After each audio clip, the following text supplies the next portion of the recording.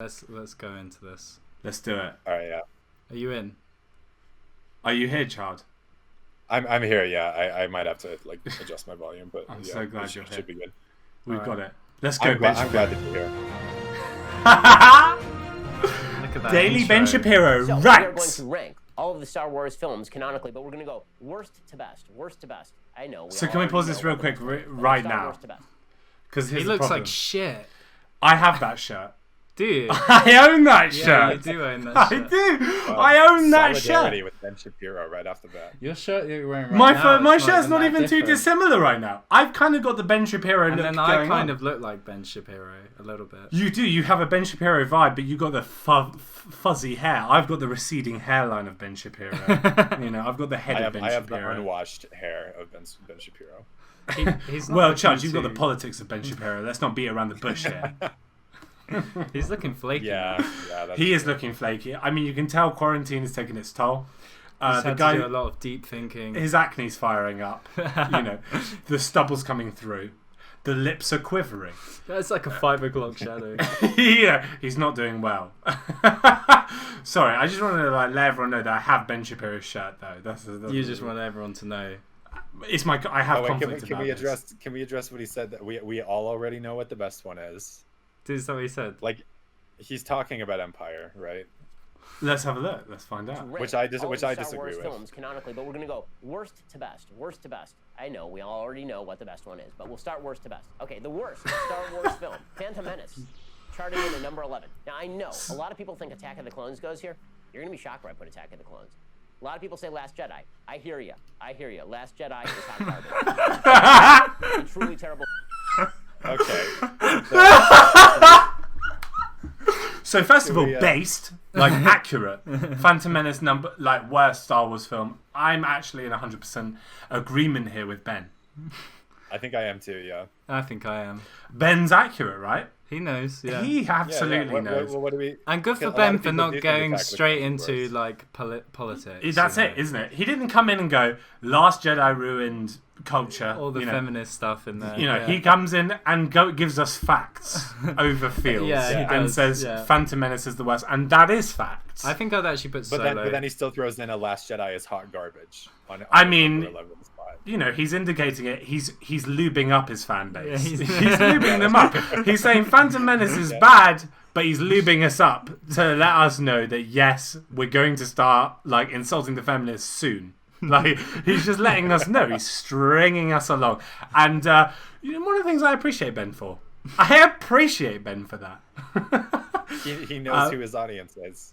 He knows who his people are. He knows how to, and me. He knows me. I mean, I want to hear his. He's got the same shirt as you. Yeah, exactly. He We're basically is you. we're wearing the same He's- shirt. he's- I've got the same head type as him. You know, you look broadly like him with the dark hair. We're getting there.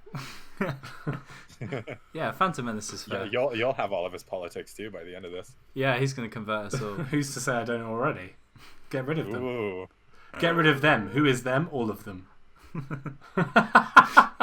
Anyone other than us free. Don't say them around Ben Shapiro. You might trigger him.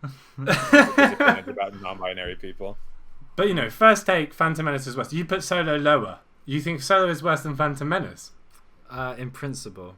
Sort of. But it's probably a better film. Exactly. Yeah. It's ideology is what's infringing your opinion on that Yeah. because you think capitalism's trash to begin Yeah, with. I hate So capitalism. ultimately, Solo will definitely situate yourself lower. Yeah, But Phantom Menace is a worse film. yeah, What? Because Solo is more like artistically bankrupt. yeah. Solo is far more. Well, George Lucas had a dream. George Lucas was ambitious. He was It just didn't work out. He was just plebby about it. Yeah. And Cool. Solo is just like the most like corporate bland. So what are we betting on being his second worst film? I've seen this Uh, video. I just want your take. Last Jedi. Yeah. Did I say Last Chard? Jedi? Probably Last Jedi, or maybe Rise of Skywalker, because I think everybody agrees on how. You bad know, Rise this of is it. Skywalker I mean, if Ben Shapiro was using facts and logic, it would be Rise of Skywalker. Part of me, something tells me, Ben is not using facts and logic here. But let's find out. Film filled with plot holes and stupidity. Phantom Menace, however, is worse. The reason that Phantom Menace is worse is because George Lucas makes a critical error. He thinks that the reason Critical error. is because they want to see kids. This is one of the big errors that a lot of people who make kids films do. I mean, Pixar doesn't make this error, by the way. Pixar does not make almost a moment of self-awareness. Almost a moment of self-awareness, mentioning that these are kids' films. He's on his fucking, You know, he's the on his biggest fucking adult political commentary channel ranking the Star Wars movies. critical error that Phantom Menace made is thinking it was for children. Star Wars is not for children. Everyone knows this. This is the critical error of Phantom Menace. It is. I mean, you know, well, how can you? No, fault the Ben critical Jen? error was that he had kids in it, apparently. Oh. make films exclusively about small children. Kids don't actually want to watch kids. Kids kind of want to be adults. Making Jedi Anakin 6 years old is really weird. And then making Jedi Anakin significantly younger than Padme is super duper weird and in the future movies. I'm not gonna disagree. That is super duper weird.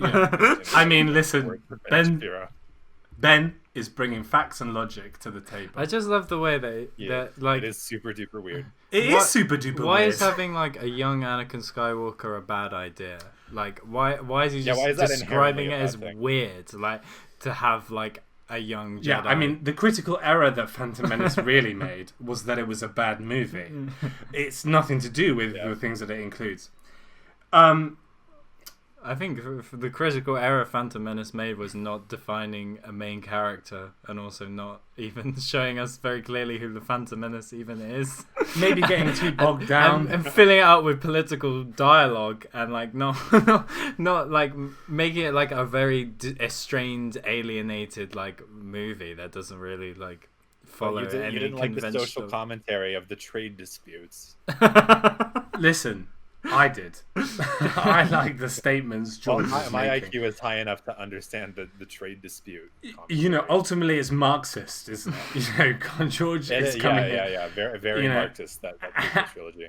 And for me, you know, I'm on board with all of that, you know, and I can understand why Ben is getting upset about it. But can we really address what is the most pressing issue in this segment of video that he was doing commentating on Phantom Menace, which was using the phrase super duper.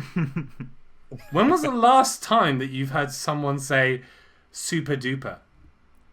My 9th grade biology teacher, and I thought about that every day for like 3 weeks. You say it all the afterwards. time, man. It disturbed me. Especially when you're wearing that shirt. Well, You that's walk because, around and you go like, the weather outside is super duper. you know, I go around, I put on this shirt, and I go around going, the critical problem with Phantom Menace is that it was super duper focused on kids. It was just super duper weird. I'm a grown man. I don't want to watch children. I don't want to go tune in for a Star Wars movie and just see kids. You know, who's that for? Is that one of the critical problems with like Goonies? Is that have kids in it? It's one of the critical problems, no doubt. Yes. The critical problems of Oh shit! No one tell this guy about Stranger Things. yeah. That is it's one of the critical problems. He's gonna have some feelings over facts on that. Chard, I'm sorry, boy. but it's one of the most critical problems with Stranger Things. That it's children who Critical are the error of protagonists. Stranger Things. It's the Is that all critical. the kids give better performances than the adults. That That's super error, duper weird.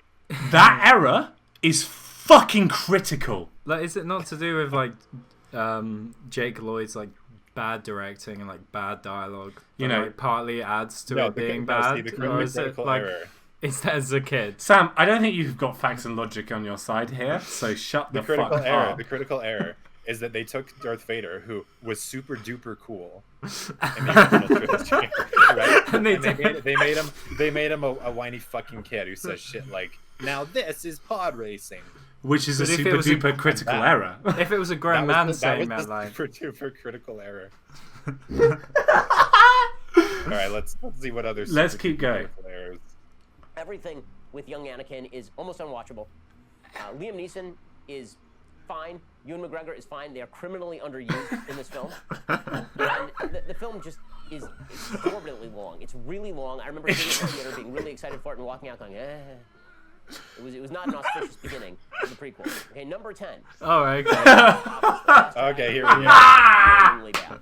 A flamingly bad film. Flamingly bad is flamingly bad. Good, right? There's a moment. Literary where Rey genius. And Kylo look like they're going to team up, and then it's going to radically change the history of Star Wars. That suddenly the dark side and the light side are fighting on the same side. Why does That's Ben what Shapiro? Ben would The like. universe changes. Why does Ben Shapiro talk like a Christian mother? It was super duper bad. It was flaming awful. The bad guys looked like they were gonna team up and like fight the bigger bad, but then they didn't, and that made me sad. It's kind of like scared to how swear. Ben Shapiro thinks that like the right and the left should work together to get rid of trans rights, and that's kind of what. And that's super duper critical. Because trans rights are flamingly bad. Flamingly bad. Flamingly bad hot Cheetos. They're just flamingly bad. It's the I language. I wonder mean, what Ben Shapiro would say about that if you tell him like, but Ben, you know that the right is the light side and the left is the dark side. Would you want them to team up at the end of the movie, Ben?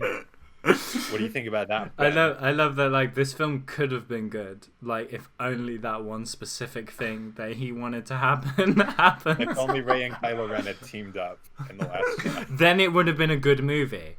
could you imagine if you went on a Tinder date and this is how like you opened up that date with just this like diatribe of like Phantom Menace, you know, super duper awful. The young child. Peter and I went, meh.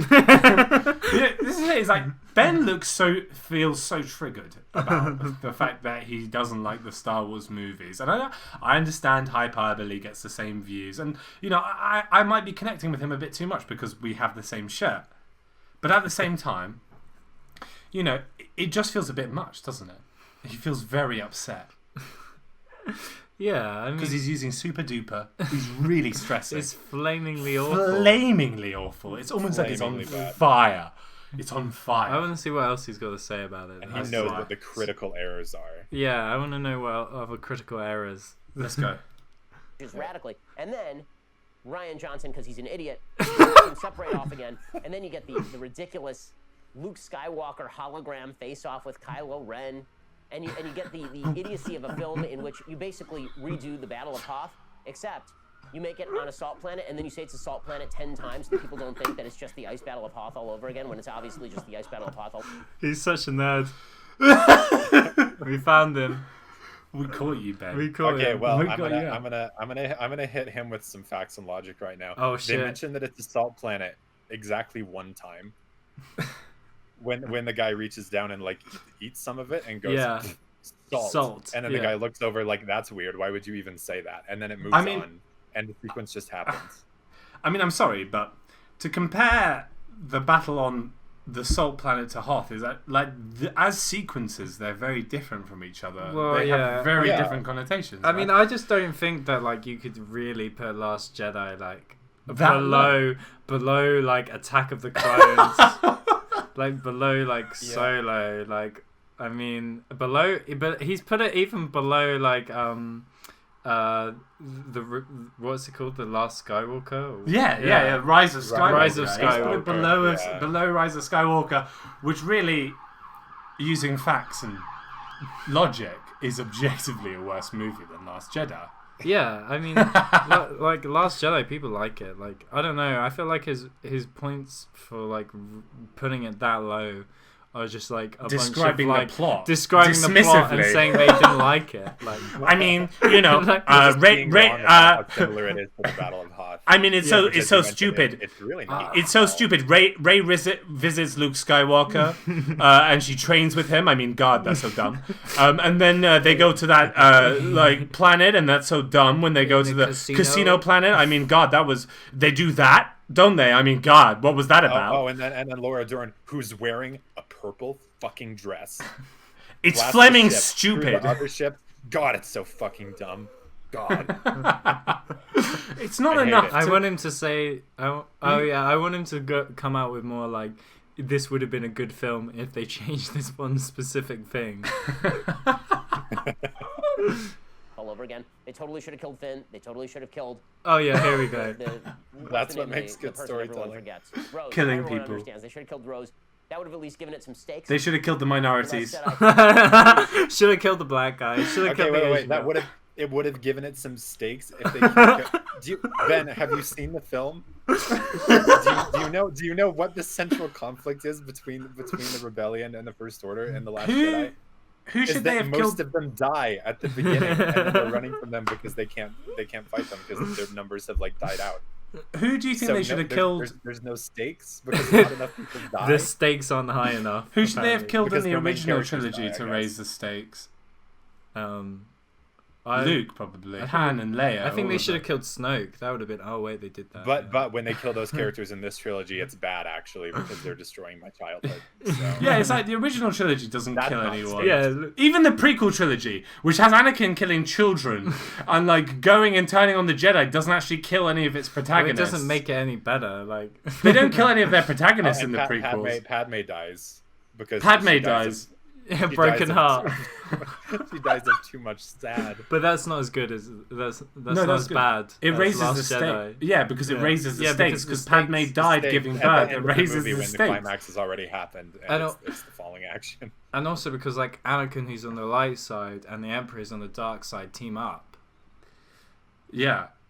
which would make Right? it good. Yeah. That's the one thing that actually made that movie good. yeah. Because that opening For the most sequence part. didn't establish really any stakes. If you ask me, that opening sequence in Last Jedi, although it's probably one of the best sort of Star Wars battle sequences in space, it probably didn't really set up any stakes, right? Because like people died, yeah, but who were they? Yeah, I mean, It's they flaming dumb, if you ask me. It's flaming dumb. I don't know, like, Flamingly bad. yeah, okay. So we could have killed Finn and Rose. destroys Luke Skywalker's character, and this is one of the problems, as we will see when we get to the next one.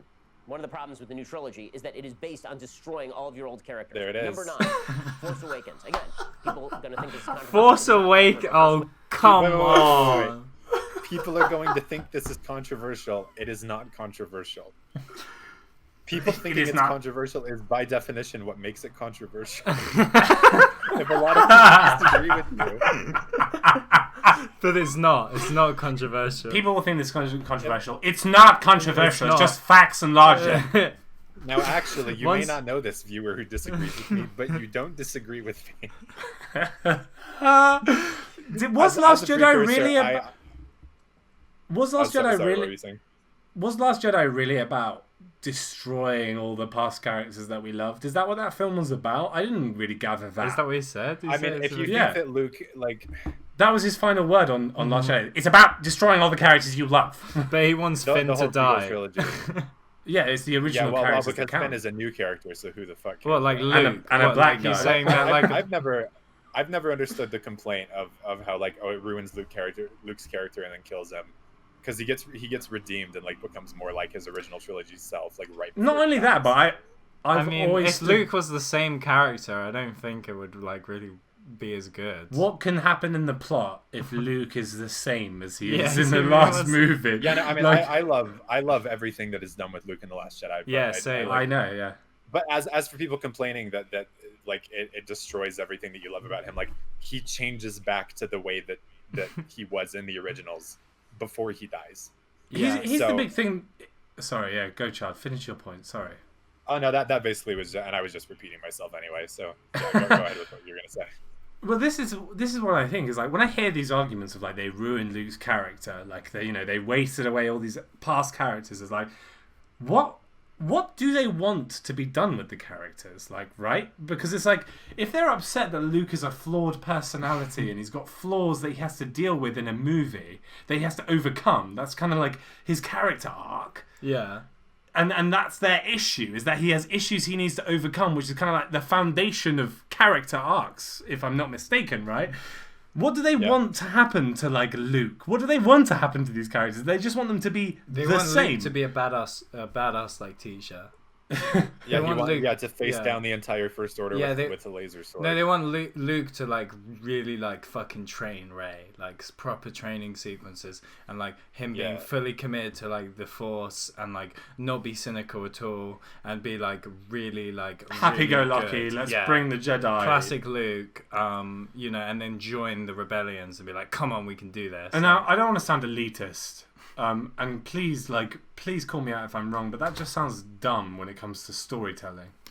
Well, I think part of the issue people have with it is It not could be good. inherently that Luke is made that way, but the thing that pushes him to be that way is the thing that happens between him and Kylo, where he goes and like almost kills him. And I've never understood the problem people have with that either, because that's basically just the trolley problem. Like, people are like, oh, how, like, original trilogy Luke would never fucking like almost murder his nephew. Like, that's a complete betrayal of what that character is about. But even though that sequence very deliberately establishes that the only reason he considers it for like 2 seconds is to save all the people that will die because of Kylo Ren in the future. So that's a very like what it's the would you kill baby Hitler question, except in this case he's related to baby Hitler. Yeah. Like, which is a really interesting conflict. Like, yeah, and it's not there's not a clear-cut answer to that like the good guy would absolutely make the obviously right decision every time. So having Luke consider one of those things for like a second and then immediately decide, no, I can't do it. Like, I don't think that's a betrayal of his original character whatsoever. No. I'm just really excited for Ben Shapiro to justify why like Attack of the Clones is so high. Do you know what would be a betrayal of Luke's character? Like a huge betrayal, as if he like fucked Kylo Ren. Yeah. Like, that would be a betrayal of Luke's character. Yeah. Like, oh my god, they've never like hinted to that. But like in the original trilogy, they even hint towards Luke's inclination to the dark side. That is a part of his personality, right? Yeah, I mean, Well, but they hint toward his inclination toward incest too. So like, I don't know. I stand entirely corrected, Chard. It Yeah. was set up the whole time. If I mean, anything, it I would make think more sense that he'd fuck if they Kylo. I think if they ruined Exactly, if they ruined any of the original characters, it was in like Rise of Skywalker with like Lando and Han. Yeah. Like when Yeah, Han yeah. comes back again, like I'm just like, Oh my god. I know, as a ghost, I'm like that's kind of like that's probably. I think more strongly, they Closest. actually ruined the characters that they built originally. Like those are the Yeah. characters that seem to be impacted the hardest by the They trilogy. they ruin like They do ruin their own Rey characters quite strongly. They don't really develop Finn in the last movie. I'm curious like- to see what his like Rise of Skywalker take is gonna be. You mean his Force Awakens take? No, he's right because he's gonna be. Oh quite yeah, high, yeah, isn't yeah. he? No, yeah, yeah. Yeah. Sorry, I got confused. I reckon he's gonna do it after Force Awakens though.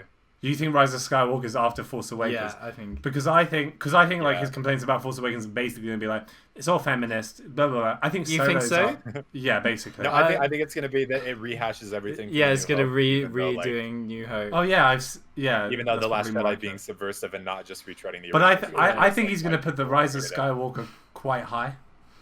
Really? That's what I'm because I can't remember now the video. Let's see.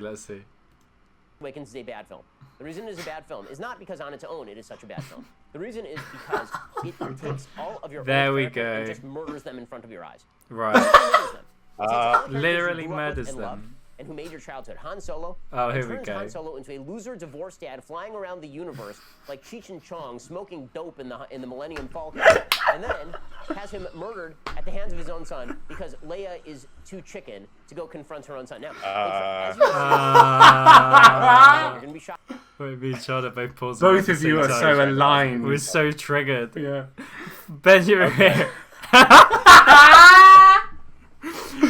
I knew this would So, be so good. so I guess they're being like a woman in Star Wars who has like responsibilities within like the structure of the good side.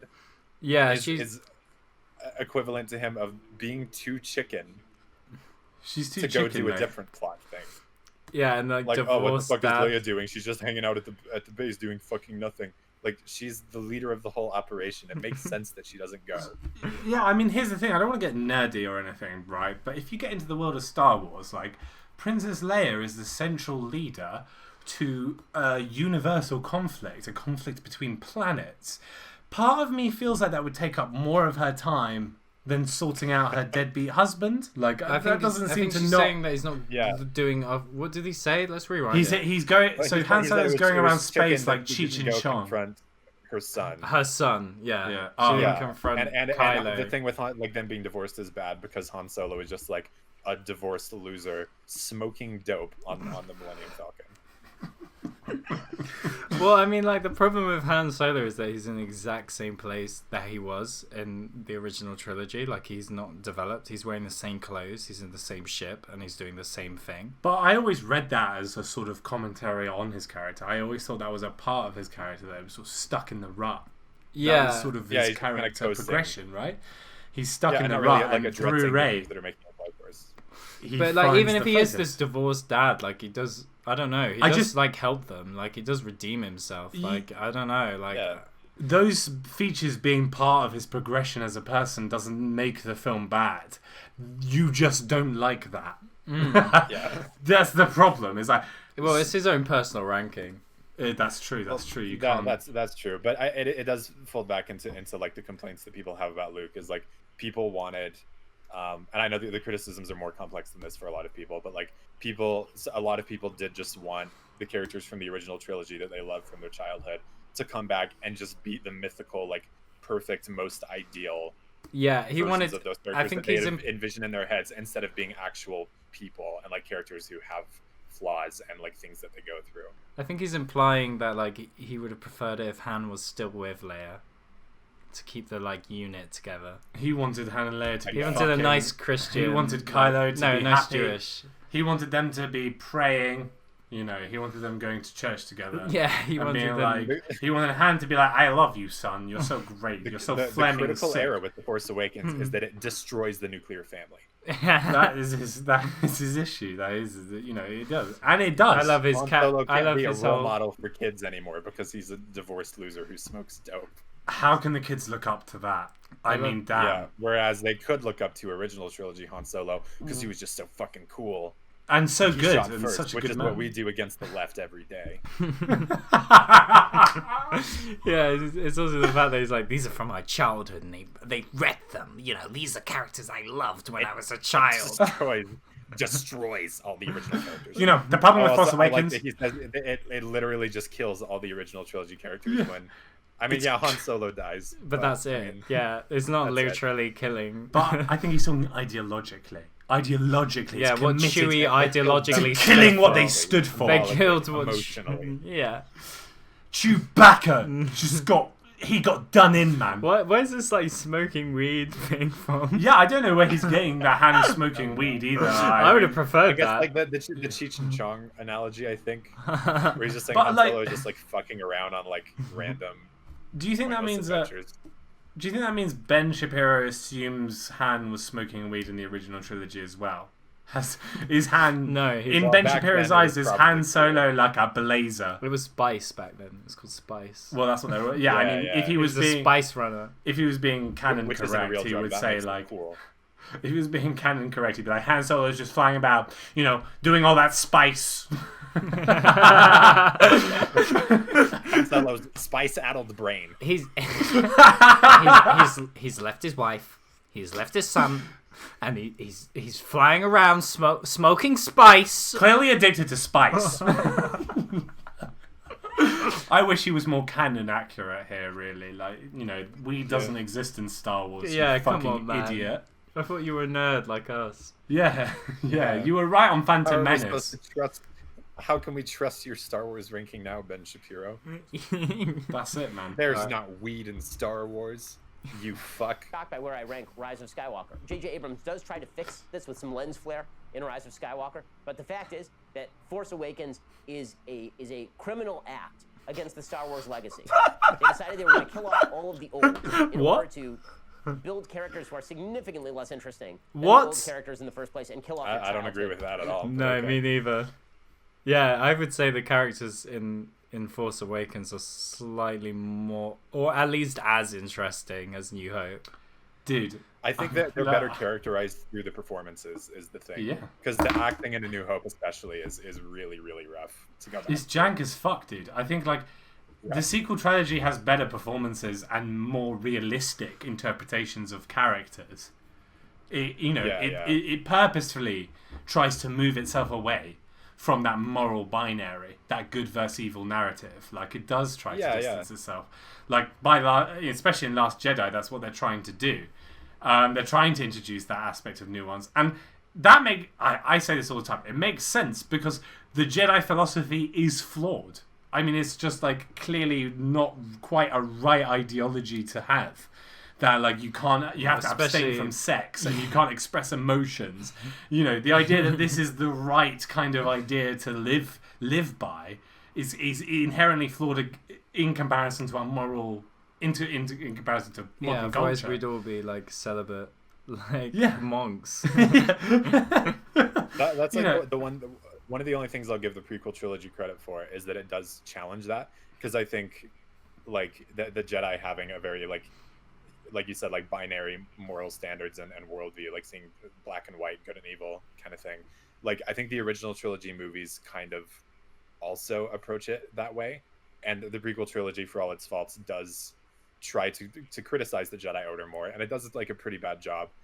That's part of why I like Last Jedi so much, is because it tries to criticize it and actually does like a much better and like it more does the decisive best job so I think. far. Yeah, it's a much more nuanced, interesting criticism of the ideology of the Jedi, which actually has to happen. Do it is so interesting too, because he was the archetypal, like, most pure good. Yeah, I mean, that the original trilogy had. He's ignoring so much that like Force Awakens does, which is like genuinely good filmmaking. Yeah. Like he's ignoring like so much, like it's just like making this like weird petty comment about like lens flares, if that's all it takes to direct these movies, killing like... the original characters. This is like primary criticism, yeah, which doesn't, again, it like is not proof of a movie being bad. That's a creative decision. You have to categorize that and review that within the context of the movie, within like what the movie's trying to say to you, you know. But he did it because Han Solo was a loser and then he died. It's not inherently bad that he died in the movie. It's bad that he died as a dope smoking loser, killed by his own son. Wow, he got fucking cucked, dude. But again, I think he got cucked by Kylo Ren by dying to him. But my argument against that would be like, well, he died like whilst trying to infiltrate Starkiller Base and bring down the shields that were a planet that could destroy multiple planets. He wasn't doing that as a weed smoker. He was doing it as a rebel. He was doing it as a revolutionary. He died as a warrior. Like, actually, if you want to use facts and logic, in that movie. It was better than like if he like because Harrison Ford originally wanted to be killed off when he gets like frozen in carbonite. Yeah, right? Yeah. So like that's probably a better death for him than like what they already had planned, I guess. I do think that I was just gonna say, I think that the confrontation between him and Kylo Ren on the bridge is genuinely like really emotionally impactful. I mean, I know people have criticized it for being like predictable, like, oh, you don't actually believe that Kylo Ren is gonna like redeem himself in that moment, like, you know, he's gonna stab him. But just the simple emotional act of Han Solo going into that, also knowing that it probably isn't going to work, but he has to try because he loves his son and believes that he can be redeemed. Yeah, and also I think there is beauty to that. Like, you can criticize the execution of it, but I think you have to acknowledge that is what was being done with that, or at least that was the attempt. And not only that, I think there is more to that. And I think Adam Driver and Harrison Ford are delivering very sincere, believable performances, really, as well. I think their performances in that moment are quite strong as well. Like, I think maybe you could criticize some of the script writing just because it's a short sequence. It's not a lot. It's not a dynamic that's given a lot of time to. And I think there's a relatively valid criticism saying more time should have been given to the relationship between Kylo Ren and Han Solo. But the sequence on its own and the ideas around it are quite strong. Yeah, I think the thing is that like Ben Shapiro's like reviews of these movies is just like listing things that happened in them and saying like I'm expecting his viewers to intuit that they're bad because he's speaking about them. Yeah, exactly. Yeah. What I'm really interested in is how he'll defend Clone Wars. Yeah, I want to see how he defends Clone Wars and Solo. And Solo, yeah. It might be mainline. More than I hate Force Awakens. I walked out of the theater and I thought, okay, that was all right. And then every waking moment since then I've thought about Force Awakens, I've gotten angrier at Force Awakens. And so it ranks among the worst of the Star Wars films. Number 8, Attack of the Clones. There we go. Now, everybody hates Attack of the Clones. I've heard people say Attack of the Clones is the worst of the prequels. It is not the worst of the prequels. Phantom Menace is a worse film than Attack of the Clones. Why? All right. Because Christopher Lee is great. And Count Dooku's character is poorly written. But Count Dooku is the secret hero of the... What? Can I just note something very quickly? What? Can I just note something very quickly, which has nothing to do with what he's just said? Yeah. Ben Shapiro has a very thin upper lip and a very thick lower lip. And watching his big fat lower lip flap about is making me uncomfortable. I just wanted to put that out there because I can't stop looking at it because he's basically got no upper lip at all. And he's all like kissy lower lip. Count Dooku's a hero is not the take I expected. Yeah, I mean, I was really not expecting. Like, I'm not going to disagree with you about the analysis of Ben Shapiro's lips, but I am just reeling from the assertion that Count Dooku was the hero of the prequel trilogy. And the fact that, like, oh, Christopher Lee gives a good performance, and that's why it's better than Phantom Menace. He's done that in good movies too. Like, what about all the performances in like Force Awakens and like Last Jedi, which are definitely stronger than Christopher Lee and Liam Neeson gives as good of a performance as Christopher Lee does. Yeah, exactly. Like what Ewan McGregor definitely does too. What Count Ewan Dooku, McGregor's the king of the prequels. What Count Dooku He's scenes? the secret hero. I mean, he's the only thing that makes them worth watching, basically. But I mean, what like Count Dooku scene, like the one when they're like tied up and Dooku's like monologuing, and like, is that like you mean the one where Obi-Wan's like spinning around slowly? Yeah, and that is the best Dooku scene. Is that like the best Dooku performance in there? I mean, it's so dumb as well because Dooku's such a wasted character. He's Yoda's apprentice. I know, and you don't really get that from the prequel trilogy at all. No, you have no idea like what's going on. I mean, that's the first time hearing of that. You didn't know? Yeah, he's a fallen Jedi. Count Dooku's a fallen Jedi. Canonically, yeah. He says in the movies. It's been probably like 5 years since I watched the prequel, so if that's anywhere in there, I wouldn't remember it. No, it's in there. That's news to me. Yeah. Okay. Of the Star Wars prequels, Count Dooku is not wrong. He is a separatist from a Senate that has been taken over secretly by a Sith Lord. He's the only one who knows this, and he has set off to move on outside of a trade federation that is instituting tariffs. And he fixes this by going and also being an evil Sith Lord guy. Ben Shapiro is really flexing his expanded universe knowledge here right now. Yeah. He's really flexing this right now. I'm sorry. I'm a bit intimidated by it. I have to give him creds. I mean, like, everything he's saying is right if you've seen more than the films. Yeah. he's also flexing his knowledge about hey guys, anybody else think it's bad for governments to terrorize their subjects? Damn, Count Dooku's pretty cool censorship. Because the separatist movement, going into law, the separatist movement, was a valid one. It was the outer rim planets wanting to claim independence, which got hijacked by Palpatine. You wouldn't know that by watching the original trilogy, though. You've got to read the comic books. Yeah. So what we do know is Ben Shapiro's been definitely reading some fucking nerdy ass Star Wars comics. So good for him. Well, those also aren't canon anymore, so if the objective ranking of the Star Wars movies, he can't take that into consideration. I mean, it's definitely not stopping him. No one's stopping him. When saying that Attack of the Clones is a better film than both Force Awakens and The Last Jedi, which because Count Dooku is the hero. Because Christopher Lee. That's just that's so bad. Clone Wars actually, I don't think we've talked about how awful Clone Wars actually is as a film. That film is awful. It doesn't even have like a flashy opening. I swear, it just opens. I wonder if with it's them going to just address the romance stuff. Oh yeah. Let's keep That's watching. the only thing I think about when I think about libertarian, Count Dooku. Free trade Pretty libertarian. good lightsaber battle with both Ewan McGregor and Yoda. Pretty good lightsaber. What about Duel of Fates? That was arguably better. I think that's absolutely better. I love that Ben Shapiro in this sequence has actually showcased the fact that he's aligned with the villains of the prequel trilogy. Yeah, he's like Attack of the Clones is great because what did he say? He's a free trade libertarian. He's a free trade libertarian. And I'm a free trade libertarian. But him being a bad guy is that doesn't make that a bad thing. It's funny because George Lucas in the prequel trilogy was there to really attack capitalism. The idea is that corporatists have taken over the separatist movement, and that's why it's so twisted and horrible. People seeking out their own personal means. And Ben Shapiro's he's a free trade libertarian. When he's actually it's so obvious that what's being indicated is if you're part of the separatists, you're fighting for corporatism. You're fighting for companies. And Ben Shapiro would do so proudly. I missed the part where where Count Dooku was talking about his beliefs on the trade systems of Naboo.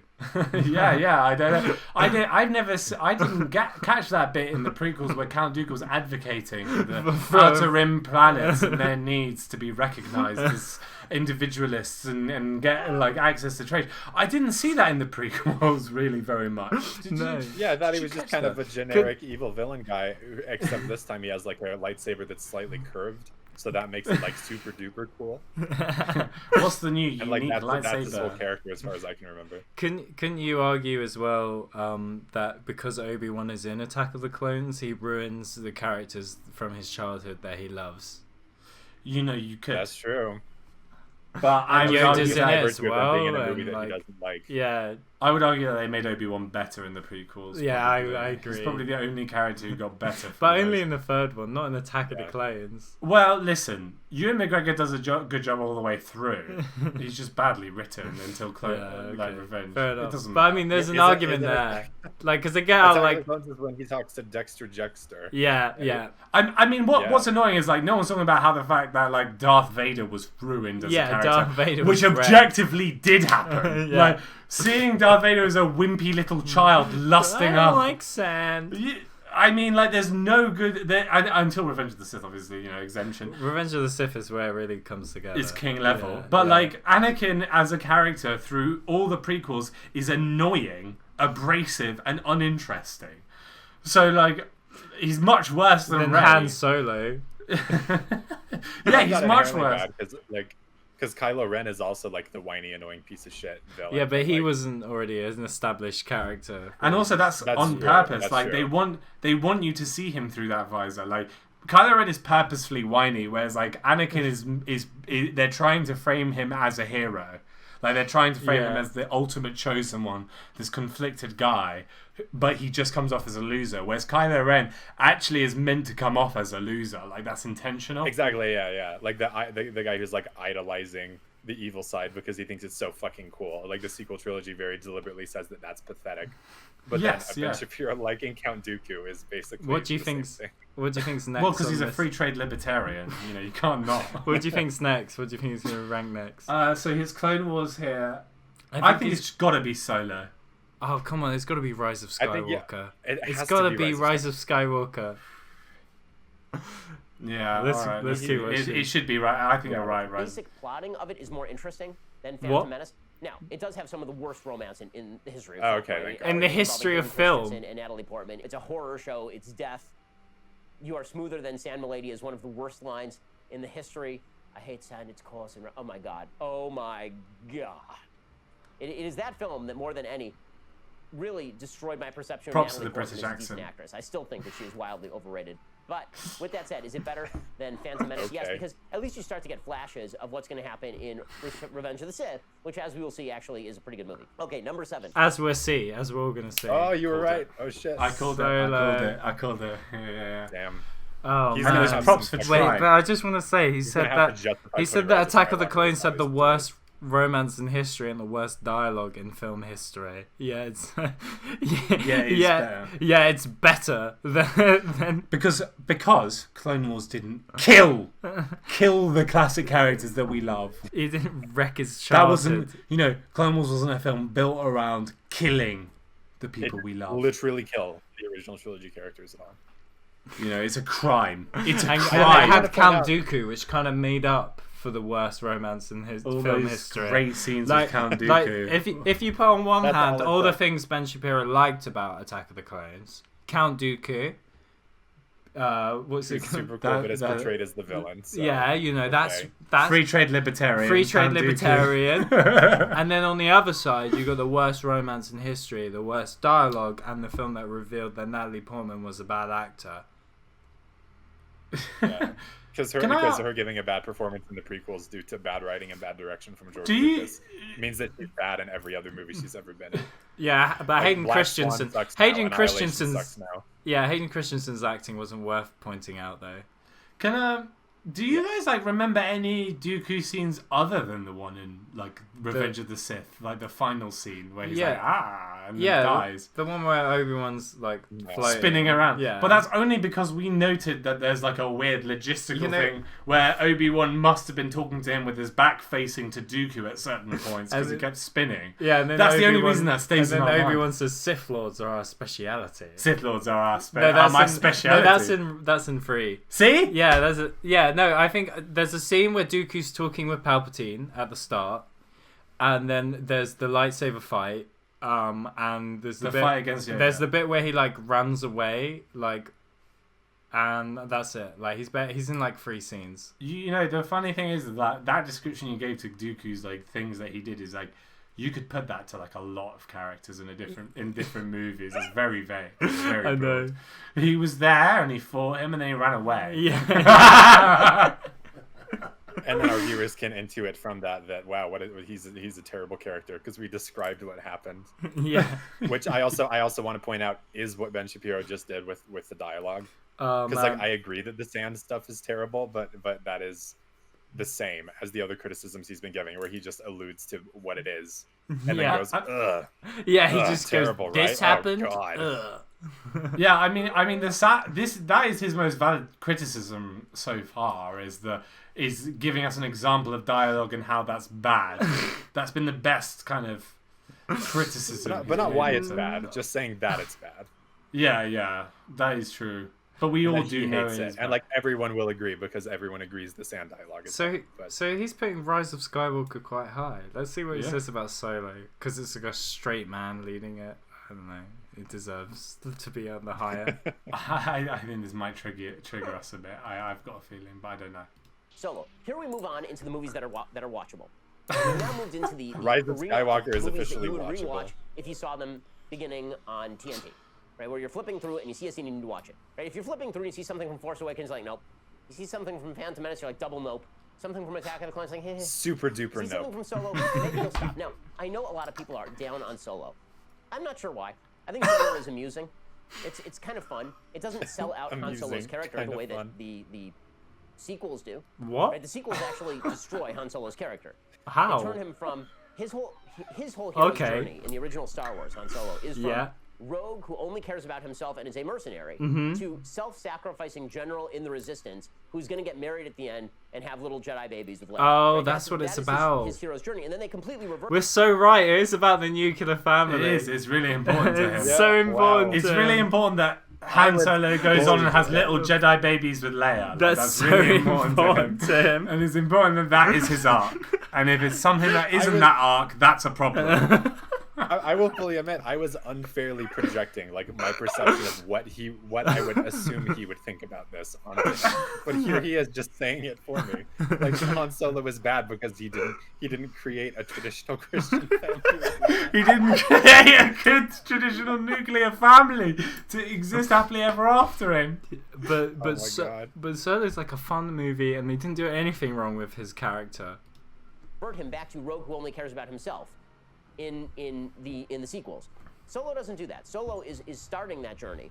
The problem with Solo is that it sort of gives him the hero's journey before the hero's journey. He has to start off with being this dissolute rogue who is cynical and nasty, right? That has to be the hero's journey beginning in episode 4. Solo precedes that. He already has sympathies towards the rebellion. He already is showing some aspects of self-sacrifice, which is kind of weird. That's the problem with Solo. Also, I will say that the Kessel Run. Ben, you're saying why you like this one. This one's the one that's watchable. This is the one that's This watchable. is the beginning of the good shit. This is when you say why it's better than all the other Star Wars you just talked about. But listen, he it gave his doesn't- reasons for thinking it's good. He said, "Listen, guys, I know you all hate this stupid, fucking, terrible movie, but listen, it's amusing. It's kind of fun. It's technically. It doesn't technically ruin watchable. Han Solo's It, character. it works towards Even Han though- Solo getting children. That's what it's building to, so it can't be bad. It's the hero's journey But before the he's hero's saying, journey. like it doesn't ruin his character, and then he goes on to explain precisely why his character arc makes no sense. And why it's I ruined. mean, do you get the sense that like a lot of people who are really triggered about this don't understand that people can kind of realize something and then like as they become adults or as they become older, they can get more problems. Yeah. Like, are people like scared of that as an idea? That like as you get older, No. there are still problems you've got to deal with. No, everything's fine once you figure it out. Once you figure it out, you're fine, man. Yeah, like So- Return so of the Jedi. In Return of the Jedi, Luke and Han they were great. Luke was ready to have some babies. Han was ready to have some babies. Luke was going to start his school, get some kids around as well, start raising people. Kids everywhere. So many fucking Jedi kids. How could he go back on that? How could that happen? That doesn't make sense. It's been 30 years. How did anything new happen to these characters in that time? Explain that one, leftists. So just to recap, what he has said about Han Solo so far is that Han Solo is ruined in Force Awakens because he smokes dope on the Millennium Falcon, which objectively does not happen. So I'm a little bit lost as to what his actual criticism is. And Han Solo is not ruined in Solo: A Star Wars Story, even though his arc makes no sense. Here's why his arc makes no sense. So I'm having a little bit of trouble following the thread on what he thinks is The bad logic. in Han Solo writing and what he thinks is not bad. You know, one thing you can give Ben credit for is that he is consistent. He's consistent in wrecking the libs, and he's consistent That's true. on his opinions in Star Wars. All right. He's much better at destroying the libs than we are. I will grant him that much. That's right. I have no chance against the libs. I have no chance. Let's keep watching this. Completely misdone. If you take a shortcut in the Kessel Run, it doesn't count as you doing it in less than 12 parsecs. But it's got some amusing moments. Oh, I'm sorry. Parsecs are a unit. It's a length of measurement. distance. It's a measurement of Yeah, distance. it's a length of distance, so it literally does mean that. Yeah. I thought you were a fucking nerd, Ben. I thought you read the comics. expanded universe. Objectivist, Ben. You know all the background about Dooku being a libertarian free trade advocate, yet you know don't know what nothing fucking- about You the don't know meaning what of a parsec parsecs. is. Get Are the you fuck even a out! real nerd? Has he even seen Star Wars? God. Jesus, what a dick. The robot in Solo is one of the better robots. What? Is one of the better droids in all of Star Wars. So Wait. What?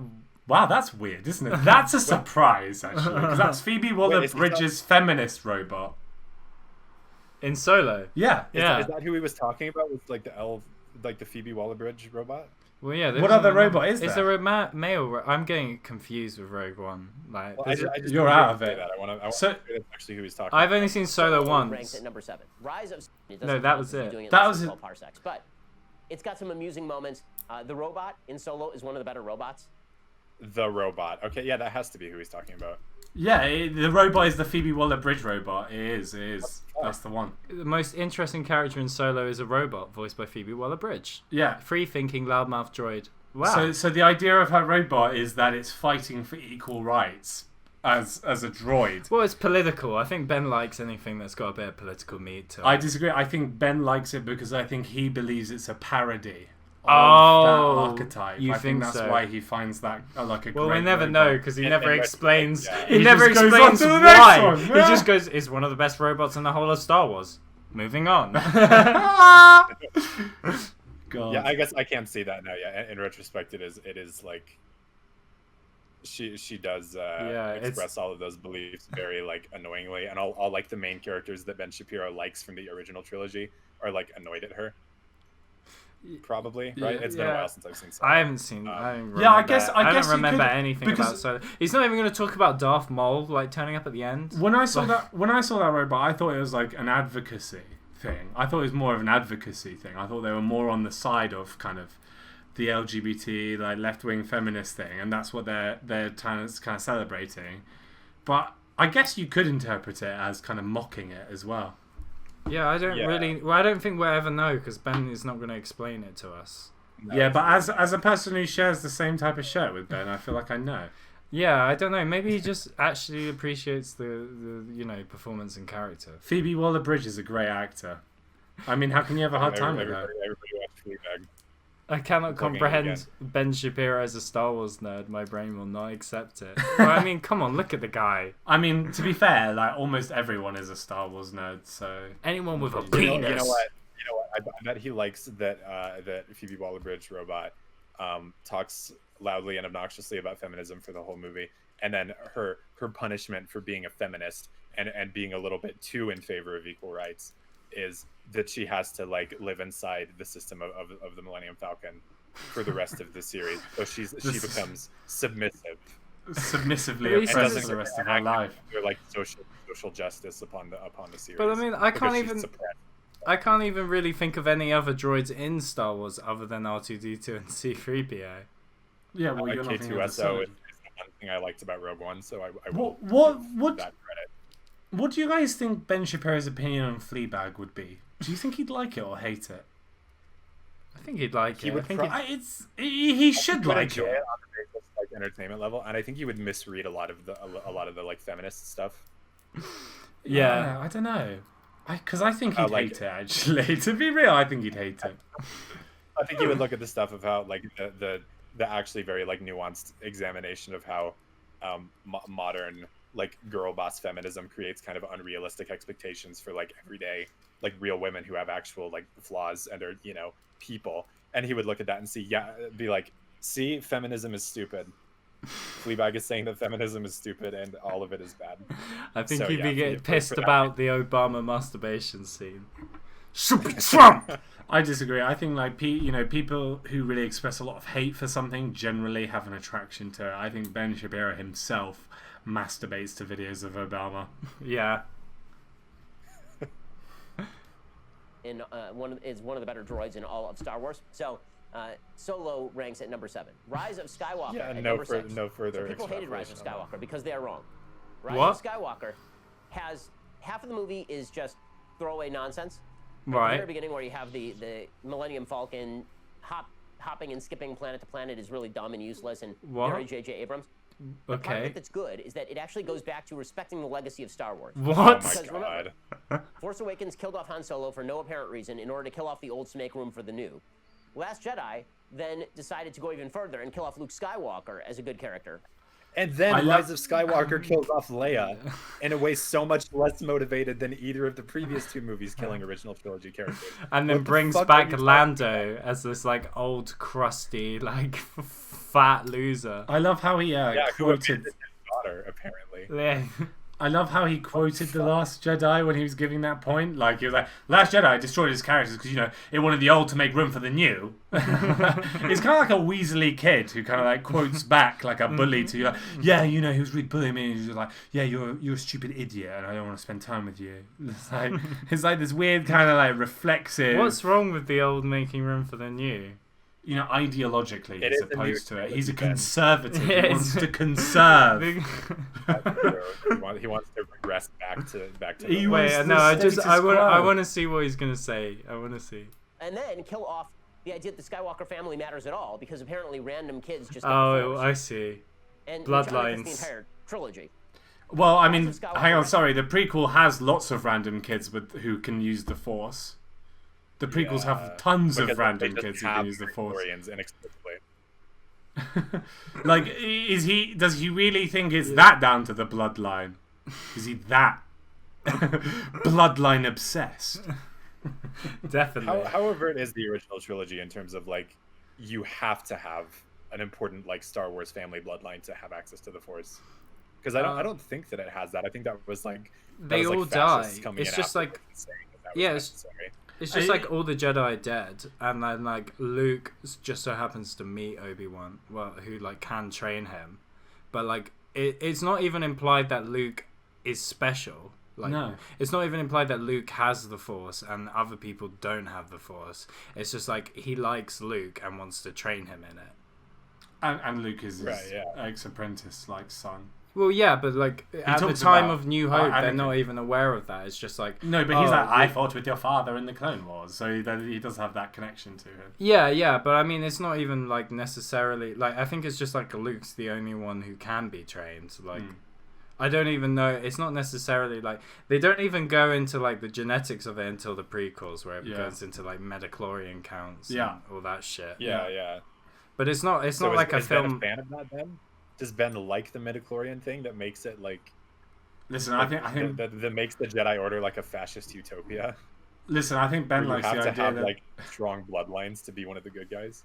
Yeah. Yeah, I think Ben Shapiro likes the idea of strong, better than the rest bloodlines. Yeah, no doubt, I think he likes the idea. I of think that. that's a thing he enjoys. I mean, That's why he's so upset that Han and Leia didn't make Jedi babies. Exactly. and that's Well, what they did. Yeah, they did. Yeah, but they ruined him because he wasn't being Because raised he's an in a absolute healthy stoner nuclear dad. They made family. one Jedi baby who was the whiny shit villain. That's the one there, Yeah. bro. Retcons. Basically, Rise of Skywalker is, what if I just crap all over Ryan Johnson? And I'm all for it, man. I am there for it. Basically, it is, we're going to retcon this entire history. We're going to shoehorn Leia into, she was actually a Jedi. We're going to retcon Luke into, why aren't you respecting Jedi traditions? No burning of Jedi books, no throwing away of lightsabers. Why aren't you respecting Jedi traditions? We retcon Han Solo into, yeah, he's a hero who cared about his son and was willing to self-sacrifice. Yeah, We that's how retcon Force everything. Awakens ended. We retcon everything. And we make the biggest retcon of all, which is the most important one, which is that Rey is actually Palpatine's granddaughter. Now, naturally, Disney screwed this up, and they tried to retcon the retcon afterward. Right? They tried to suggest that Palpatine was actually a clone Palpatine. He wasn't actually Palpatine. Okay, I understand. Palpatine died at the end of Return of the... Wait, do you know what he's talking about? He's on board with the Palpatine thing. Yeah, I know, but do you know what he's talking about with the Disney retconning? With Yes, the so clone thing? in the aftermath, Disney came out and was like, the reason Palpatine survived is because that's not the real Palpatine, that's a clone of Palpatine. Right. Palpatine cloned himself. In So order he's to saying keep that surviving. they messed that up. They Yeah. should have just kept him He's as like the actual Palpatine. Them making the sort of clone Palpatine thing is a mistake. That was them trying to go back on their decision. I can't. to make I that literally Wait. can't believe this guy's take though. Like he's praising it for like retconning the previous film, and like for Yeah. not Which- being consistent with the trilogy. After the rewatch Yeah. as well, it doesn't even do very much, really. No. It doesn't retcon the previous film, right? It might poke fun at like some character traits that the characters had, but ultimately, its problem is that it has nothing to do with the film that came before it, really. Yeah, right? yeah. It doesn't retcon. It doesn't like retcon like the fact that Luke is saying like, "Oh, don't like burn Jedi books." He never says that. Like, does. He does does it have the last moment Jedi. where Rey like throws the lightsaber and Force Ghost Luke steps out and catches it. And But says, that's not the same "That's as no way to burning- treat a No, Jedi but weapon." in the Last Jedi, Luke is like, let's burn the tree of life with the books in it, and Yoda's like, they're already gone, so it doesn't matter what you do. yeah. So that Right, well, was so there broadly is that's that. basically But he like doesn't respecting retcon. the He Jedi doesn't traditions, retcon right? the idea of burning books. No, Luke doesn't well, come I- back I- and I- say, Although "Man, I think we it's- really shouldn't have burned those books. That was like a terrible idea." Yeah, like, yeah. he comes back and goes, "Don't throw away the lightsaber." Like, Well, in that's a- the one it being doesn't charitable. I'm being retcon, charitable but it for doesn't that. retcon anything. Like Luke's not like a ghost now. Like I don't know. Like Yeah, how can it retcon the book, the idea of burning books if the books were never burned? And Yoda addresses the fact that burning the books is a bad idea in the film where Luke tries to do that. Like, Luke tries to do that, and Yoda's like, it's good to, like, keep things going. It's in some strange ways. though because he's praising the film for the politics of the film in terms of the way that it doesn't respect a film that he dislikes. Yes. So it's not about the Yeah. filmmaking; it's about the message this film is sending. Yeah. Which is that if you bitch and cry about a movie enough, like the studio will change it, Yeah. and he's Yeah. proud of that. Like he's happy with that. Yeah. regardless of whether Rise of Skywalker actually has a well-structured story. No, that's or that's good pointless. Character arc It's- and character dynamics. That's Yeah. that's incidental because he didn't like The Last Jedi and it took a big old shit on it, and that's all he wanted. Well, because Han Solo really was he wasn't building that family. Yeah. Leia was just a chicken shit bitch. Okay, She wait, didn't and want to also, fix her son. What the fuck is like? What do you So say? he's saying like Rise of Skywalker is good because it says Han actually was like a good, cool hero who cared about his son all along. That's the position he ends in Force Awakens. That's his arc in that movie. Like when he shows up in Rise of Skywalker as a vision or whatever, like he's not in a different position than he was at the end of Force Awakens. No. So you don't get to put that as a good thing that Rise of Skywalker did that the Force Awakens somehow fucked up. Yeah, Like what the fuck are you talking about? yeah. He's just Anyway, like I think he's just was trying to being be charitable. controversial for the sake of it. Like I don't even think that. Like I don't even know. Like if, Man's playing to his base. I He's just think playing he to his is, base. yeah. I mean, like, of course he's playing to his base. I mean, I think he believes these things. Yeah. Like But I want to give him the benefit of the doubt and believe that when he's talking about like burning the books and stuff, he's referring broadly to Luke's disrespect for the Jedi Order. Which Yeah, is why I I think brought so. up the catching the lightsaber thing and saying like, you know, don't treat it disrespectfully or whatever, and not like the books specifically, even though it is weird that he brought that up. But yeah, like I mean, and I can understand like why people would maybe get a little bit of like pleasure out of watching a movie that retconned everything about a movie that they hate. Yeah. But like, but most people, at least as far as I'm aware from the discussions that were had about Rise of Skywalker when it came out, most of the people who really, really, really hated The Last Jedi also hated The Rise of Skywalker because it also didn't match up to their standards of what good storytelling is. Yeah, and also And like the simple fact that it retconned Last Jedi wasn't enough for them. And I'm honestly like, this is the first time I've ever seen somebody actually say that The Rise of Skywalker is good enough for them, like just because it does that. Yeah, it's, Like I'm it's actually a a little good, bit shocked. it's a good movie because it shits on the previous movie, which I personally disliked. Yeah, I mean, like Like at shitting, least, if you like, make a movie and you shit the bed, like that's not something to be like praised for. Boys, that's just facts and logic. Okay? That's just the facts. So you can do with that what you Maybe will. we would have put it higher if there was like a pro-trade libertarian. Maybe if in like there. if there was a pro-trade libertarian and Han had a bunch of kids. And was Yeah, like- yeah. And Leia was just Oh, and pumping if them out Palpatine wasn't to constantly. blame. If Kylo and Rey just like fucked a bunch And made Loads of- some kids loads as of, well. like, good Made a white nice, kids. lovely Started Yeah. nuclear a family. And Finn and Rose died. Yeah, Yeah. That's to actually up the what he- stakes. To up the stakes. POC That's what he wants. diversity hires died. That's Ben Shapiro's ideal film. Is like Han Solo just running around with a bunch of kids and like Leia shitting out kids and being a mum. Finn and Rose dying. Rey and Kylo getting like fucking each other and having a bunch of kids too. That's Ben Shapiro's favorite Star Wars movie. And then Count Dooku in there as And well. Count Dooku advocating for free trade. And the movie passes the Bechdel test because Rey and Leia have a conversation about how to be a good stay-at-home mom. Yes. Oh, of course, yeah. Amazing. And then maybe Can't we forget put the in Bechdel Phoebe test. Waller-Bridges droid in there because Yeah, he likes her. yeah, for he some likes reason. that.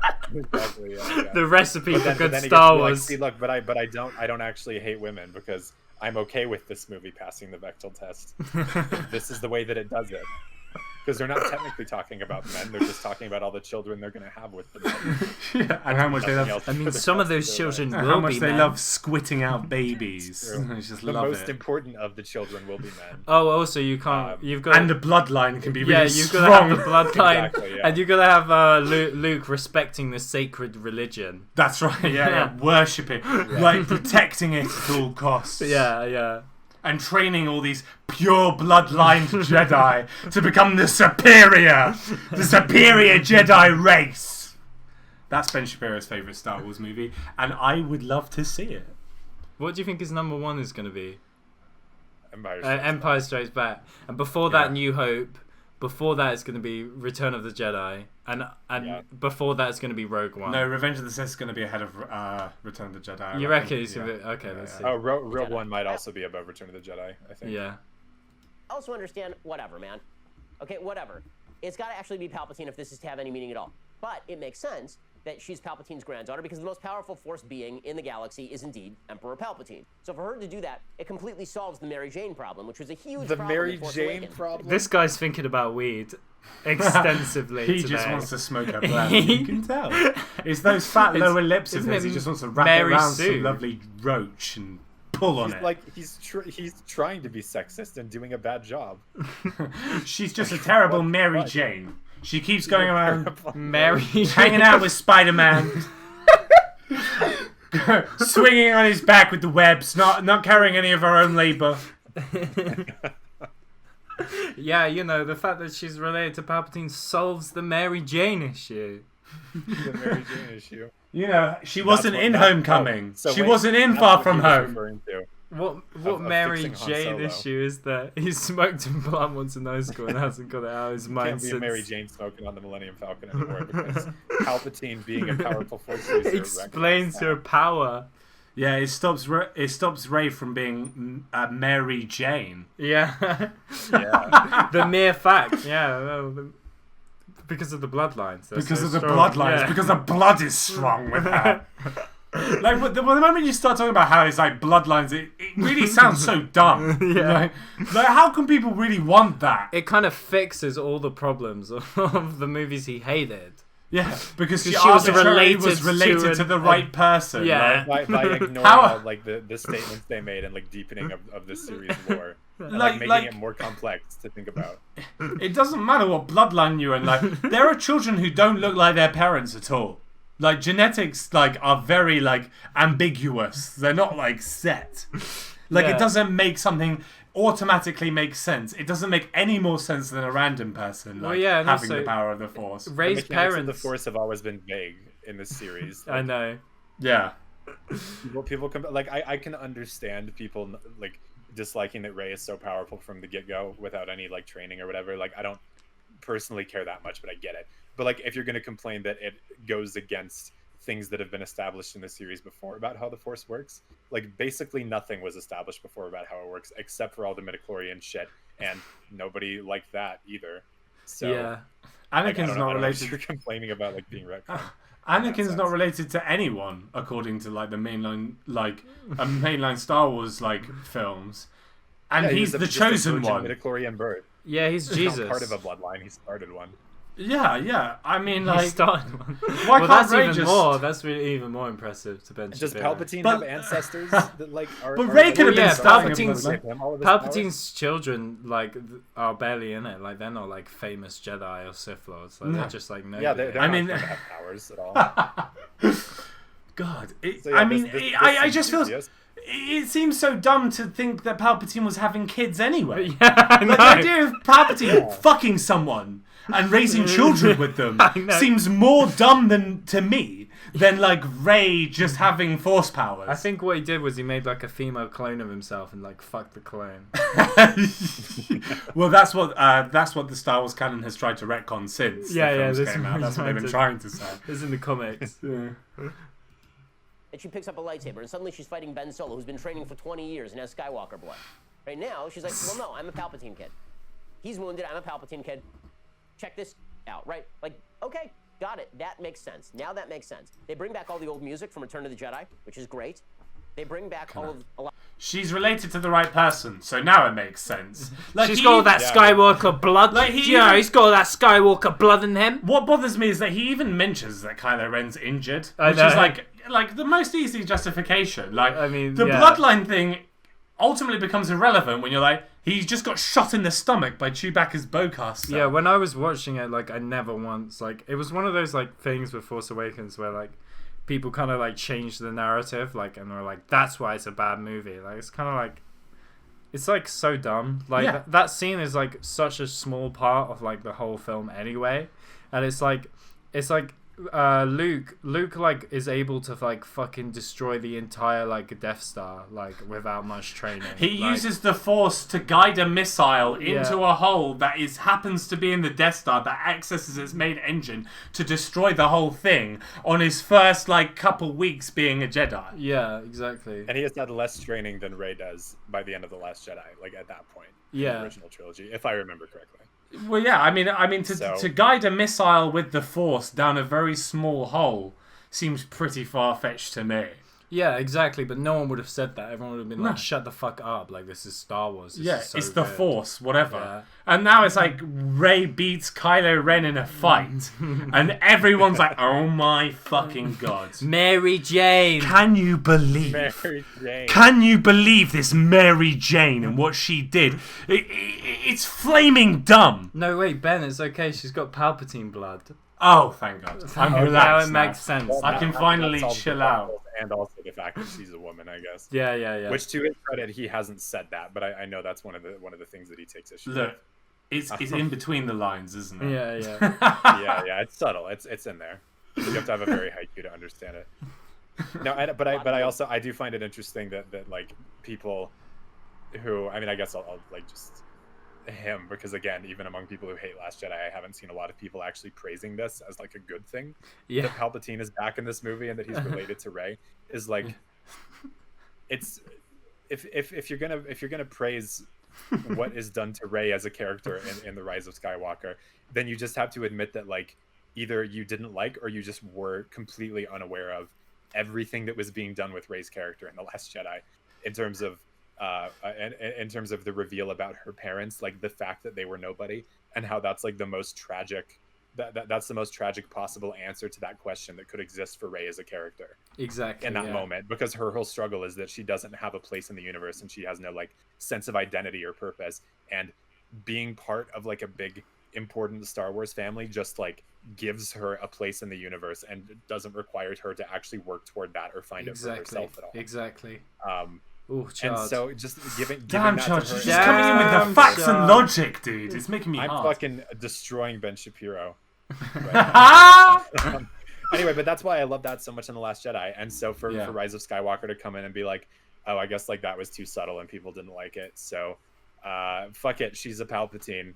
And then like all like the worst of the nerd bros like Ben Shapiro go, yeah, I recognize Palpatine, I know who that is. And then Disney comes out later and goes, well, it wasn't like the, like canonically speaking, it wasn't the Palpatine that you know. It was from a the other clone. movies. It was like a clone of Palpatine. And even though that changes literally nothing about the character dynamics as established in the film, they all go, oh, that's stupid, oh, that sucks. It affects the bloodline. Come on, It's not as why clean. couldn't he have been the original? So it's not a clean. It's through not as clean bloodline. bloodline if it's a clone. You know, I have That's to say, why Chad, it makes the movie less fascist, and that's why it's less good now. that whole bit you just did there just made Ben look like the wrecked lib. I have to say, he looked like Yeah, a right fucking libtard. got him, dude. Got him. Got What a him. dumbass. Who's a liberal now, you piece of shit. Oh, Yeah, let's get through this because it's midnight now. Oh shit. yeah. Just fantastic. They allow Han a better goodbye, which was necessary because the way they killed him in Force Awakens is disrespectful. They allowed Luke a better goodbye by having him force raise from the grave the X-Wing in the same way that Yoda did, which is really fantastic. What? How is that I fantastic? like it when Luke did the thing that Yoda did in the movies that I like. Why don't people talk about Luke's character being ruined when he kissed his sister on the lips with a bit of tongue?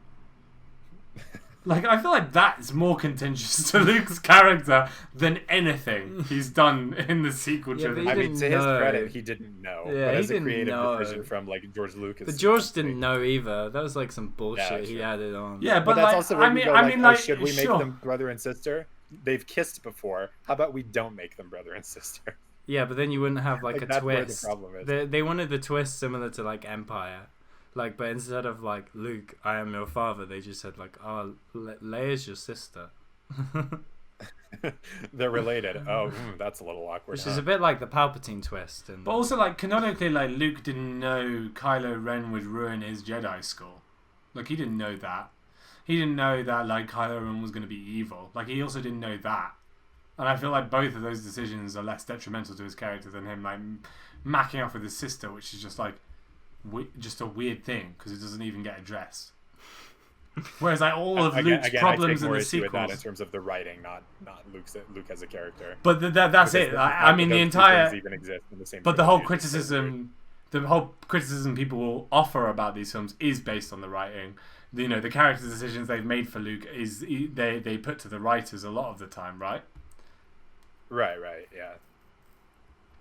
yeah, I didn't mind him kissing his sister. Well, no, yeah, it turned me on too, but I wouldn't say it's a plot hole. I wouldn't say it makes it objectively bad. no, I wouldn't either. But I'd say within the framework of logic that people apply to the sequels, it's as open for criticism as the rest of it. Oh yeah, but I mean like, Of course, yeah. there's the Golden Trilogy. No one's gonna criticize it. It's Yeah, I perfect. mean, why would they do that? the God, idiotic way they got gee, rid of I it didn't know in you The was a Last Jedi, posh where he basically- princess. Joe Biden's it, right? I mean, he just sort of like plots and disappears of old age, and then just so you could have that shot of the two sons like Tatooine. Oh, I see the parallelism. God, Ryan Johnson. Okay, so Rise of Skywalker comes in. At Wait, did number he say 6. something about Joe Biden? Yeah, he said Yeah, Luke he Joe said- Biden's yeah, it. Luke disappeared like Joe Biden, which I don't really see what the... Because he's like a crotchety old man, I guess. Because Joe Biden disappears all the time. Well, I mean, he does. Yeah. He's very, like, Joe Biden does try to avoid, like, a lot of, like, public speaking events Right, I think okay. because he can't string a sentence together. But Luke is probably more present in the film than Joe Biden has been in the election. Yeah. So I don't feel like Yeah, well, that criticism sure is valid. analogous to what Luke does at the end of Last Jedi, showing up and like becoming the focal point of the entire climax for like 15 fucking minutes. Yeah, and like Just like Joe Biden. What a yeah, guy. just like Joe Biden. Well, if coming Joe in. Biden gets elected, then it will be just like Yeah, Joe yeah. Biden. So maybe Ben's on his side. I don't know. It actually respects the tradition, and you get points for that. Number 5. Respects Return the of Jedi. tradition. So, Return Okay. of the Jedi, I would say 2/3 of this movie is fantastic, and 1/3 of it is silly. Everything that is Luke and Darth Vader related is just great. The final throne room stuff is just fantastic. All of that is great. It has great music. The dynamic between Palpatine, Ian McDermott is fantastic. The dynamic between Palpatine and Darth Vader and Luke is... Okay, so what we've got about Return of the Jedi so far is that it's great, fantastic, just fantastic, amazing. The bit with Great. Palpatine's great. The music's best. great. Like all things you can say about like any of the dynamic movies. That's Is the best. Ian McDermott the guy who plays Palpatine? Palpatine, yeah. But does he play Palpatine in Return of the Jedi? Yeah, Is it? yeah, In the Yeah, original it's the same trilogy? guy Yeah, for it's the the same guy. entire For the entire film? yeah. He's Oh, always shit. him. Oh, wow. I didn't Yeah. actually know that. I thought it was a different guy He's for really the good, original yeah. trilogy. He's how great he is. Yeah, he's a king. Yeah, he's Yeah. a king. Yeah, because he shows so much range in like the different versions of Palpatine that he has to play. And even though Yeah, Rise of but- Skywalker is like the most shit script he's Oh, ever man. been given, Yeah. he still hams it the fuck up and is like the most entertaining. He's thing to so watch good in that. Yeah, yeah. Yeah. Between Ian Just giving McDermott it and his Ewan all despite McGregor, they do carry how nonsensical it is. the films. Yeah. Yeah, okay, so he likes the music, it's fantastic. It's great. It's all You think good. The movie is good. the best thing about the movie. Han becoming a more responsible human being is good. The entire speeder scene is actually a very cool scene on Endor. The second Death Star and the plot to trap the rebels is good. Even Lando flying the Millennium Falcon makes some sense. The Ewoks are not great. The space battle doesn't seem to have tremendous consequences. It's obviously not as impactful as the New Hope space battle. But in concluding the trilogy, it's good. Also, the Jabba stuff at the beginning. There's a great thread I saw from a friend of mine, Frank Fleming, online, where he completely deconstructs the Jabba stuff. Like, what was Luke's actual plan? So his plan was, I'm going to send the droids in, and then do they get kept by Jabba, or do they not? Like, if he'd have to then rescue the droids, right? Because if Jabba had kept the droids and be like, okay, here's Han, would they have just left R2 and C3? I mean, he's just No. regurgitating. So he has Lando Yeah. in there undercover. Lando never. He's This just is like, my friend did a really good video, and in that video he said this. Yeah, This is I mean, the this first is just part like... of his Return of the Jedi diatribe where he's actually saying things about the movie beyond just, I thought this was good, I thought this was I feel like... bad." Yeah, yeah, this he's is like actually the like first Somebody point... else's though. ideas. Yeah. I thought this was good. That was good. I like that. That was good. My friend made a had video. some actual opinion. Yeah, my friend had some like more depth. Had opinions of more depth and had more ideas that I'm just gonna Look, steal. I know people might see this video and be like, listen, we're being unfair to Ben because, like, you know, this isn't his bag. This is his ballpark. Like, films is not what he's about. But Ben does the same thing that he's doing with Star Wars that he does with politics. This is exactly the same way he talks about politics. Yeah, this is his methodology in terms of talking just in general. Like, there's no difference. No. Never actually does anything undercover. Then he sends in the droids to be captured for no apparent reason. Then he sends in Leia to make the trade with Jabba for Han, but now he still has to rescue C-3PO and R2. Then he shows up. He's really focusing. You but can tell he's he doesn't concentrating actually really brandish hard. the lightsaber and tell Jabba he's gonna blow him away, like kill him, unless he releases all of his Trying to friends. remember the Very- plot. He's turned into a rebel. Unless Presumably, he releases all his friends, and then Luke sends in the Leia as well, and Yeah, and if you haven't seen Return of the Jedi like for a while, like I have, you're just like, what the fuck is this guy even saying? Okay, so he went from saying, I like this thing, it's good, I dislike this thing, it's bad, to saying, my friend had better, like, actual ideas about the movie, here are some of them, and then he devolved from actually making those points into just describing the plot very laboriously, and he can't, like, remember the plot. He's doing a bad job He's of like- even just describing it at the most basic level. Didn't he say like why does? And again, this is the high point. Like he's talking about it again in a disparaging way, where we're supposed to intuit that it's bad or that it doesn't make sense just from how he's describing it, which is the same thing that he did with like other movies that have been high up on his list, where he says like, yeah, this is where the movies are watchable and good, and then he just complains about them in a way that's completely nonsensical. So like. It's the Ben Shapiro special. It's the Shapiro special. It's the Shapiro tea. This is That's right. what his viewers are here for.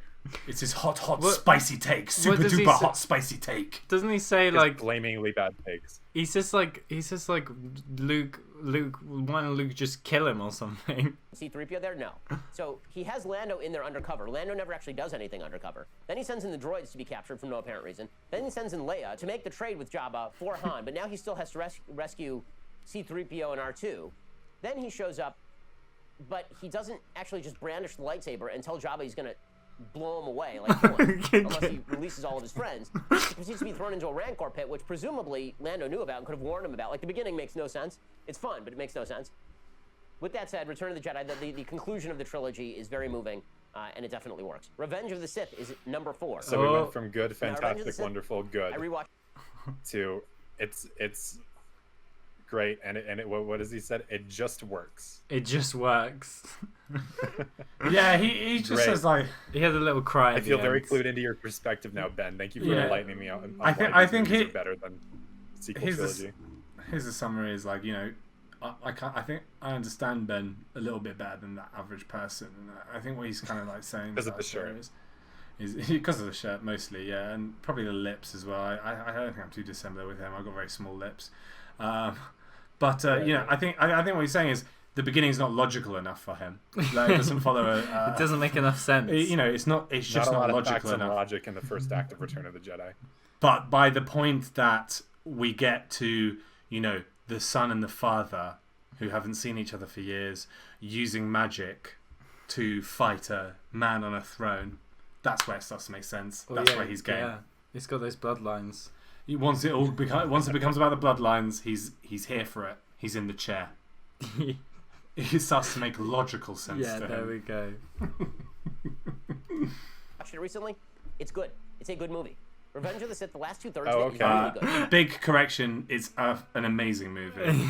It's incredible. You might think this is controversial. It's not controversial. Revenge of the Sith is a good film.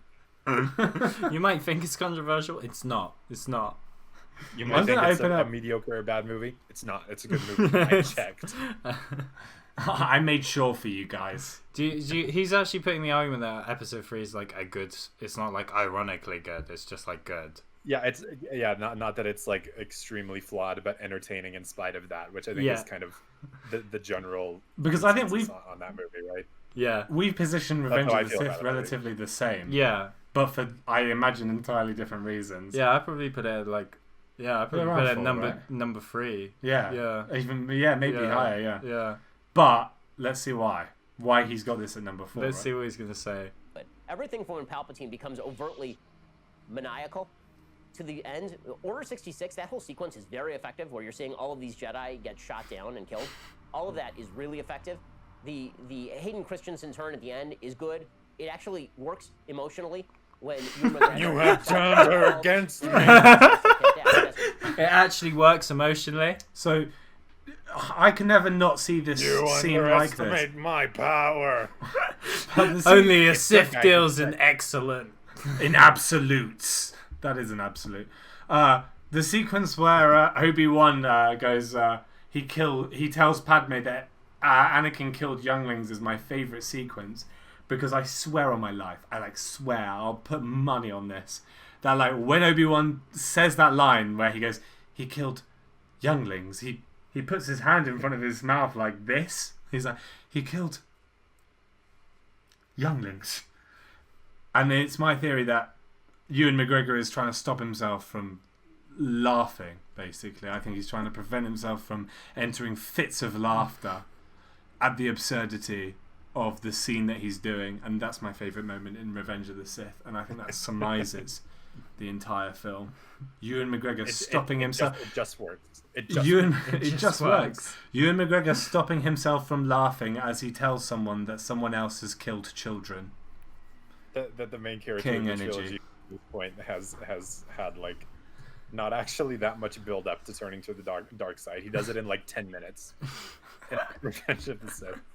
It's because he got told about a vague dream about like some Darth Plagueis like potentially being able to bring someone back to life. And Padme dying. Yeah. Yeah. I mean, like, I love the film. As a generally pretty good person who wants to do the right thing, and then he's like, I think oh, what if Padme dies? And Palpatine's like, yeah, we better kill children so that doesn't happen. And he's like, okay. Okay. That's his character arc. Yeah, he just immediately tells him to go kill don't kids. For that at all. You know, because Ben Shapiro's not giving the right credit where credit's due.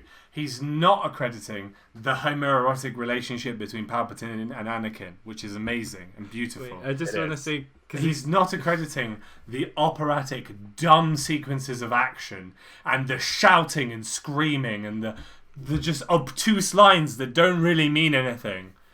It's just the way that he can say... lizard going like, Yeah, it's just the way that he can say that like Revenge of the Sith like deserves to be like up high, like for its actual skills in filmmaking. Overtly maniacal to the end. Order 66, that whole sequence is very effective. I think he's talking about this because he likes the idea of Jedis being like massacred. Killed. Yeah. Well, because they're not free trade. Yeah, they're not free trade libertarians. Libertarians, that's right. And yeah. Dooku's in it as well. You have more Dooku in this. Do you think he's gonna mention Dooku again? Jedi get shot down and killed. All of that is really effective. He loves that. Hayden Christensen turn at the end is good. It actually works emotionally. It works emotionally. Hayden Christensen's. It works emotionally. Well, listen, I can't disagree with him. The emotions, or the emotion of laughter and joy, are definitely effective in that sequence where Anakin turns. Yeah, it works emotionally. Yeah. I just like the idea of Ben Shapiro like crying to the sequence where Anakin turns to the dark side. Like, he's really caught up in it. He's like, oh, Annie, no! This works so well emotionally. Oh my god! I can just imagine with a fucking huge hard-on while like the Order 66 like murder of Jedi scene is happening. He's like, yeah, eradicate the impure bloodlines. Get rid of the bloodlines. Get rid of the bloodlines. Anakin's the only one. The bloodlines are so fucking strong. Oh my god! And then Anakin goes, "You have turned her against me." And he's fighting back tears, and he's like, "Oh my god, he has turned her against me." And then he just cranks it out. He just has a huge crank. And he's watching the scene where like Yoda like fucking like gets out his little lightsaber, like fights Palpatine. And he's just crying. And he's like, "No, Yoda, I've watched you since I was a child. This is a logical step for you to make." And he's just crying right onto his tip because it just hurt. He's just so emotionally affected by it all. He's just weeping and laughing, and he's got all the emotions. Brilliant. When Ewan McGregor is upset about all this, now Hayden Christensen still can't act, but that's just the wages of sin. It's good. There's a lot in Revenge of the Sith that's great. The final lightsaber battle is excellent. The big flaw in Revenge. Don't you think it's a tad long, Ben? It could have. Would you say? Do you think maybe it could be a little bit shorter? They could have cut at least a minute out of that. Are you gonna say this is like the fourth best? The fourth best fucking. Ben Shapiro is sobbing at the idea of Anakin giving up his perfect Christian wife and babies. Yeah, that's right. No, he's sobbing because he's working so hard to preserve them. Yeah, and it's all falling through his fingers. That's what really hits him. He's actually willing to go evil to save his wife. So we can have those beautiful babies. He's willing to kill younglings. He's willing to be complicit in genocide to preserve the ideal of the nuclear family. Oh man, what was I saying and before? We should all strive to be a little bit more like that. What does he say? What? Is that the end lightsaber sequence is oh yeah. It's like it's the fourth best Star Wars film. Like why? Palpatine's in it. Okay. Why? Because it's actually good. It works emotionally. And the lightsaber battle is good. He likes the lightsaber battle. Well, look, we all like the vum vums and the pew pews when it comes to Star Wars. Yeah. So, at the end of the day, that's really what it's all about. But I mean, like all these things, like I don't know. is upset about all this. Now, Hayden Christensen still can't act, but that's just the wages of sin. It's good. I do want to mention also he hasn't really talked about like the visual aspect of these films, which I think is like very, very integral to their presentation and to like how they resonate with people. Like I find it a little bit strange, I guess, that he would talk very positively about the finale of Revenge of the Sith, which is like this huge fucking eyesore of just like the screen is just like CGI mess, like this blaring, the CGI mess of like this blaring orange the entire time, whereas like the final sequence of The Last Jedi is like one of the most visually striking things to have ever come out of this series. Well, but it was bad because it was kind of like the Battle of Hoth. There was like a white substance on the surface of the planet, and that detracts from the integrity of the entire rest of that sequence. And Luke was like Joe Biden; he just disappeared. Because I've always thought that the like timeless value of Star Wars is not really necessarily to do with like its story or its characters, but more to do with its design and how it looks and how the props look and how the characters actually look. I think that's what really like sticks with people who watch Star Wars. Building, yeah. Yeah, exactly. Well, that's why I like the sequel trilogy, is because it does more than just that. Yeah. Because the original trilogy characters don't really resonate with me personally, even though they do with a lot of people. And I personally care a lot more about the characters in the sequel trilogy and the things they go through, and the statements that are made about them and the universe at large, especially in The Last Jedi. Yeah, I think is much more true to real life. Skywalker is because it just regresses back to like the worst possible version of like the idealistic original trilogy thing, where it's just like vaguely Star Wars shaped things crashing into each other and blowing up, and Palpatine says some like generic evil villain shit. But like that's what Ben Shapiro wants out of Star Wars, I guess. And he likes the finale of Revenge of the Sith because two guys like yell at each other and fight with lightsabers, and Luke Skywalker is not actively in the process of dying in this scene. Yeah, but you just know that all the comments on this video are going to be like, fucking feminists ruin Star Wars. Let's have a look. What's the top rated comment? Petition for Ben Forced Shapiro diversity. to Forced watch diversity ruined the sequel trilogy. I feel like Hayden Christian wasn't a bad actor. Count Trio is a free trade libertarian. Wow, it seems like people are actually refuting this. People are like not actually that happy. How many likes is it? It's not too bad. I thought this would be worse. Well, like the Conservatives are embarrassed about their opinions, so they keep it to themselves. What can you do? I wish he would keep them to himself more often, but yeah, there's not as much hate for Rey and for the Disney films as I was imagining as we were hoping, really. Yeah, as I was hoping. Rise of Skywalker fixed it by making her a blank slate who's just like a puppet to the fascist bloodlines. Well, that's ultimately the problem. Now that she's not autonomous anymore, we can like Rey and think that she's like fine. Well, yeah, she's got a yellow saber. The entire trilogy. Oh, it's cool. The entire trilogy like does away with like any of the characters' arcs, so they all become very blank, neutral characters, really. Because like Finn's motif through the entire trilogy was building up to this idea of a stormtrooper revolution, which is barely done in The Rise of Skywalker, like barely touched on. Like Rey, obviously, who's just like a female version of him. Man. And it just feels like he's getting another new girlfriend. And then they fucking couple off Poe. They couple off Poe. Like, this is the real reason why Rise of Skywalker is so high, is that they give Poe like a straight like girlfriend, and then they give like Finn a little girlfriend as well, and all the races are separate as well, so there's no intermingling. Yeah, exactly. That's right. The bloodlines aren't mixing. Exactly. And they just have like the only time that either of them does anything significant is just like conversations with each other, or like in the final sequence they're just off doing their own thing away from all the white characters. Yeah. So they get their own little sequence. Good for them. Good for them. Diversity. But like they're not infringing on the real characters. Yeah, exactly. Like Palpatine. The main character that the main characters that like Ben Shapiro seems to rate in Star Wars is Count Dooku and Palpatine. And also, Palpatine isn't even that present of a character and Han Solo. In the entire trilogy, except for the prequels. Like, Palpatine, the Emperor, aren't that present of characters. Like, then he's not that present of a character. No. Like, He's not even very relevant to the Star Wars story, really. Everyone does, even his own fans are like, bro, you need to watch Attack of the Clones. You put that way too high. Good. There's a lot in Revenge of the Sith that's great. The final lightsaber battle is excellent. The big flaw in Revenge of the Sith is that the sort of rationale for why Darth Vader becomes Darth Vader doesn't really work too well.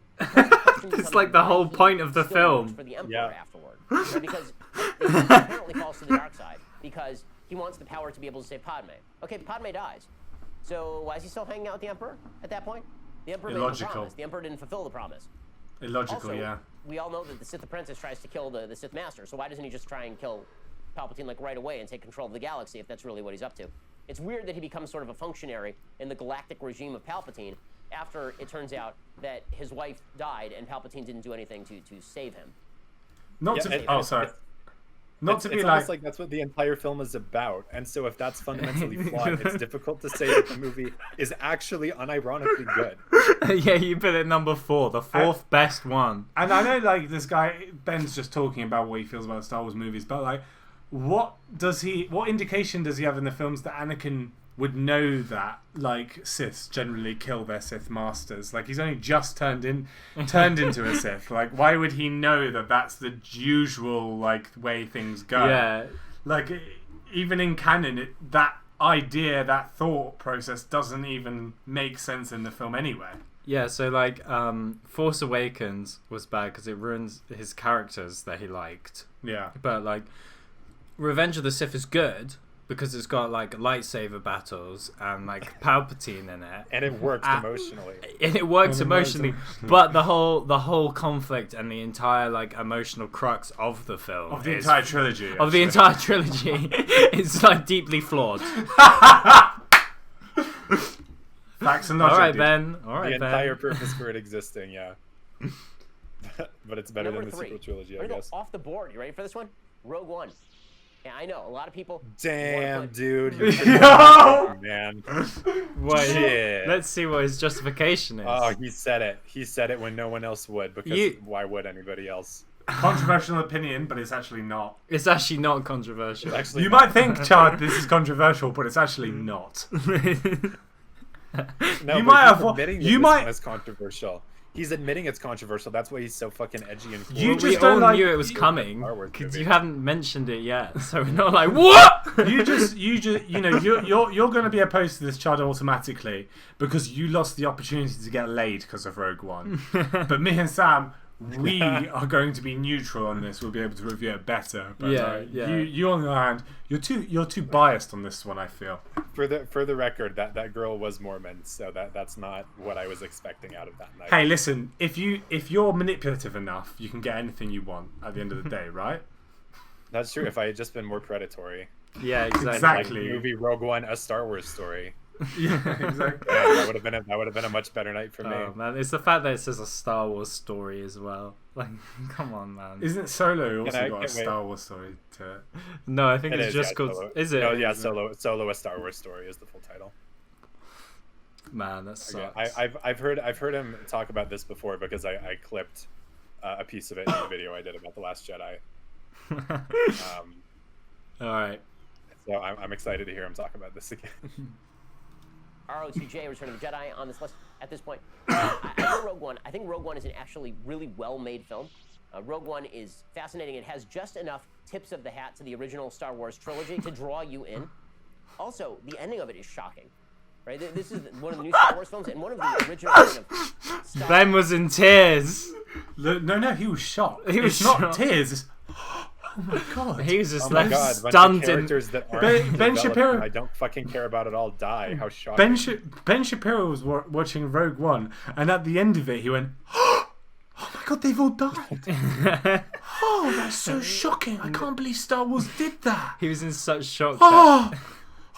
He was indignant. The whole credits were going, and everyone left the cinema. He was just Ben. there, frozen. Ben was just frozen. Hand on heart, mouth open, agape, tear-stained penis in hand. Because it did resonate with him emotionally. Oh my god, I can't believe all these characters who are chronologically like existing right before the events of A New Hope, but who aren't in A New Hope. I can't believe something happened to them. I can't believe it. Did I can't they believe not? Jyn I Erso died, man. She was I'm- bad. I'm There was just enough references to the original trilogy. just enough tips. Tips of And the this hat. is enough. Tips I of the like hat. how he says this is actually good filmmaking. like, This is good filmmaking. this one This is is at the point now where we're at good filmmaking. yeah. The other ones aren't good We films. finally hit it. We finally hit the criteria. So New Hope and Empire and Empire Strikes Back are the next ones, right? Yeah. But let's hear his Rogue Yeah. One defense. Star Wars recognitions is that nobody who's a major character except Alec Guinness dies in the first 3 Star Wars. Right? Not a single major character who's a hero dies in the first 3 Star Wars, at least not of old age. And yet Finn and Rose should have died in the Yeah, mainline but Finn and Star Wars Rose, they should have died because it would have upped the stakes. Yeah, but Whoa, the wait, original so trilogy, fine. okay. He's saying that there's a lack of stakes in the original trilogy because none of the characters die, but then in the sequel trilogy, when characters start dying, that's what makes them bad. Yeah. Am I understanding him correctly? No, because here? they're killing the old characters. Well, that yeah, he only loves. because you're killing And the he I just wanted as them well. to die in the original He- trilogy to give it more stakes. Yeah, no, he wouldn't have had So if them they had die in died the then, it original. would have been good filmmaking. They die now, it's bad filmmaking. That's the That's the logic. crux of it, yeah. Yeah, that's his that's his that's message. the critical. That's the critical analysis. What did he I'm say? very glad I have Ben Shapiro here to explain Star Wars to me.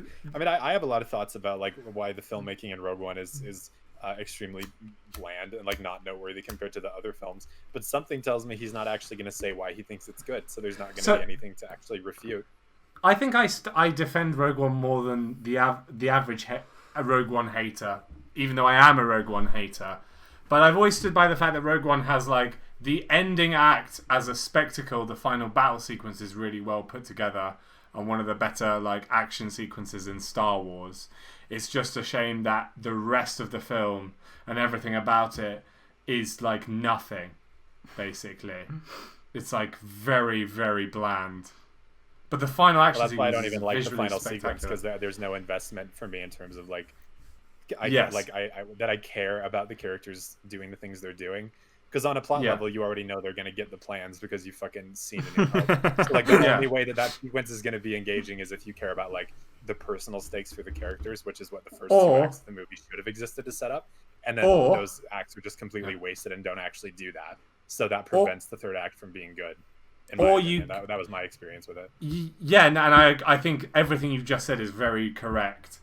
But if you're ready to just enjoy the vum vums and the pew pews, very good vum vums and pew pews in Rogue One at the end. I would disagree with you, Chuck. Last Because Jedi has better ones of that. my expectations of the film were that they were gonna like stop getting the plans halfway because they're rebels and they rebel, and that's what they do. They rebel. I rebel. I rebel from the In the rebellion. rebellion. No, but I rebel and stuff. that is Jyn Erso's arc. She starts being a rebel amongst rebels. Yeah, And at the end, she's just a rebel. yeah, That's her arc. Yeah. yeah. So she learns to conform, which I guess Ben Shapiro likes. Ben Shapiro doesn't just Just like another woman in Star Wars. I kinda conforming just- and- The only thing that would have made this film better is as the final explosion, the kind of mushroom cloud was sort of establishing itself. Jyn Erso and the guy who was basically Han Solo just started fucking and desperately trying to make children, and that would have really made put Rogue One at number one. And then for if them. they revealed that Jyn Erso's dad was actually like a powerful Jedi. Well, they did reveal that Jyn Erso's dad is the guy who made the plans for the Death Star.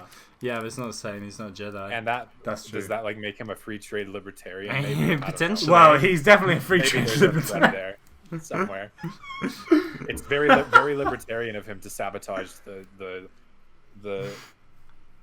What? Death Star plans. Can and I there's ask, there's nothing which he says which indicates he's not in favor of free trade. guys? Can I also ask, why does We can Ben just Shapiro? assume naturally that he is. Yeah. Why is Ben Shapiro really happy to give Dooku credit for being a free trade libertarian, but he doesn't give like the guy from Last Jedi, the sneaky guy played by Benicio del Toro, credit for being a free trade libertarian? Because Benicio del Because Toro's libertarians character is still definitely like a free. capitalism, and the Benicio del Toro guy is a little bit too like Anti- fully anti-capitalist. You Yeah. reckon? But he And is like the entire class system existing is like unjust or I think- whatever. Yeah, I think That's it would. true, I that's think true. it's just for him. Last Jedi is just the fact that like, it's just the fact that Kylo and Rey didn't like come together, and it's the fact that Finn and Rose didn't die. Like that's really what it boils down to. And the entire Yeah. kind of Star Wars anthology, his biggest problem is there's not enough baby making, not enough family building. Exactly. There's Not enough bloodlines being bloodlines, passed yeah. on. Yeah. That's it, man. I mean, Yoda dies of old age. But Rogue One kills off all the main characters at the end, which is a shock. I remember watching this in the theater for the first time. I was Wait. like, whoa, what did they just do? They just set you up with all of these characters who you actually like. Okay, I take issue with that. Who do you actually like? Is that the common opinion that people have about Rogue One? Because like if I'm in the minority on this one, I'll take it. And I've already expressed this, but the characters in Rogue One are the most like blank slate, useless, boring pieces of shit in the entire saga. And they've all got like a little gimmick. Well, every Star Wars Yeah. character has a little gimmick. Like, No, one but of them that's has all a they gun. have. One of them is in tune with the Force. One of them is like kind of moody sometimes. One of them rebels. And then, like, I feel like there's another one. I'm just not even. Oh, there's the Alan Tudyk comic relief droid. Yeah. Who has some like actually pretty funny lines, and that's the one enjoyable thing about the entire film. So like, I will give him credit for that, I guess. Well, And then he Ben makes like a Shapiro big likes the sacrifice at characters. the end. So if you're invested in that character because he's the I only mean, thing that's Ben, been like Ben liked these arresting characters. how boring the rest of the film is, then maybe that moment works for you emotionally. Ben liked the characters. Yeah, you're just triggered because you didn't get laid. Because Yeah, you I mean, hated that's the what it film. boils Yeah, down that's to. what it boils down to with you, mate. Ben Shapiro's That's giving exactly facts and why I've been logic, and destroyed you in the just- free marketplace of ideas. Yeah, man. my only flaw with Rogue One. That me not liking it was a red flag to this random girl. Somebody described Yeah, I that's made fun it. of them at the time, but they were kind of right. That's why you They committed so described much Rogue time One and as an energy actual into war film, dismantling it. as in not just Star Yeah. Wars, but an actual war film, and that's right. I mean, this is about human sacrifice and what people are willing to do in order. Every to Star Wars film is about that. In this case, There is no Star Wars film that's not As about many heroes that. Rogue One is really good. Also, the final scene where Darth Vader finally lets loose is just ridiculously good. And if you ever watch the mashup of the end of Rogue One and the beginning of New Hope, it's fantastic.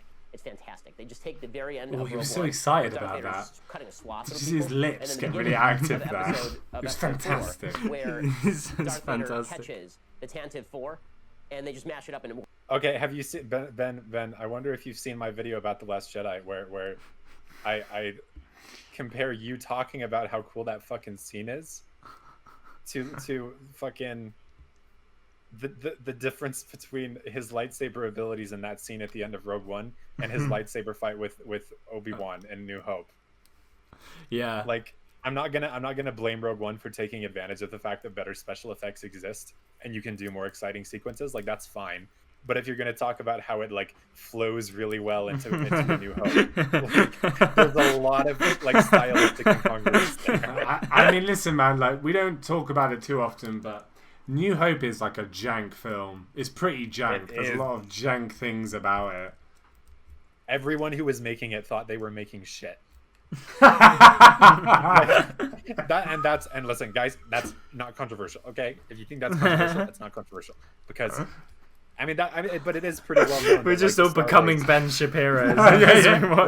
I'm wearing a shirt. You already look a bit like him. Charles is saying controversial things that aren't really controversial. We're kind of the many facets of Ben Yeah, Shapiro. exactly. He's corrupting us like But Palpatine. it's been stated a lot by people who worked on the original trilogy that A New Hope was saved in editing, because what they Yeah. were originally working with on pre-production and during like principal photography and everything was I'm not going to get into it. I'm not going to get into movie this, but I schlock. hard to disagree with you. I hard to Oh, disagree. guys, is this the beginning of Star Wars v Star Wars roads? New Hope debate? Yeah, we'll Can do a New Hope debate. Shall we send you two into the free marketplace of ideas to Yeah. hash this out properly? Yeah, I think so. Right. I'll rewatch it with notes, and I'll come at you. Yeah, strong. Chard, you best get ready, cuz. I'm meaning to rewatch. I would say that New Hope is a absolutely solid piece of filmmaking. Oh, I think it's good, but I do think that it was saved in editing. Disagree. Still, like, I do agree with that assertion.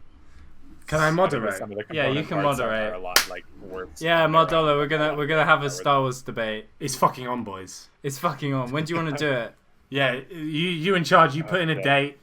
I'll come in, moderate, make sure it doesn't get too dirty. Let's do Thursday.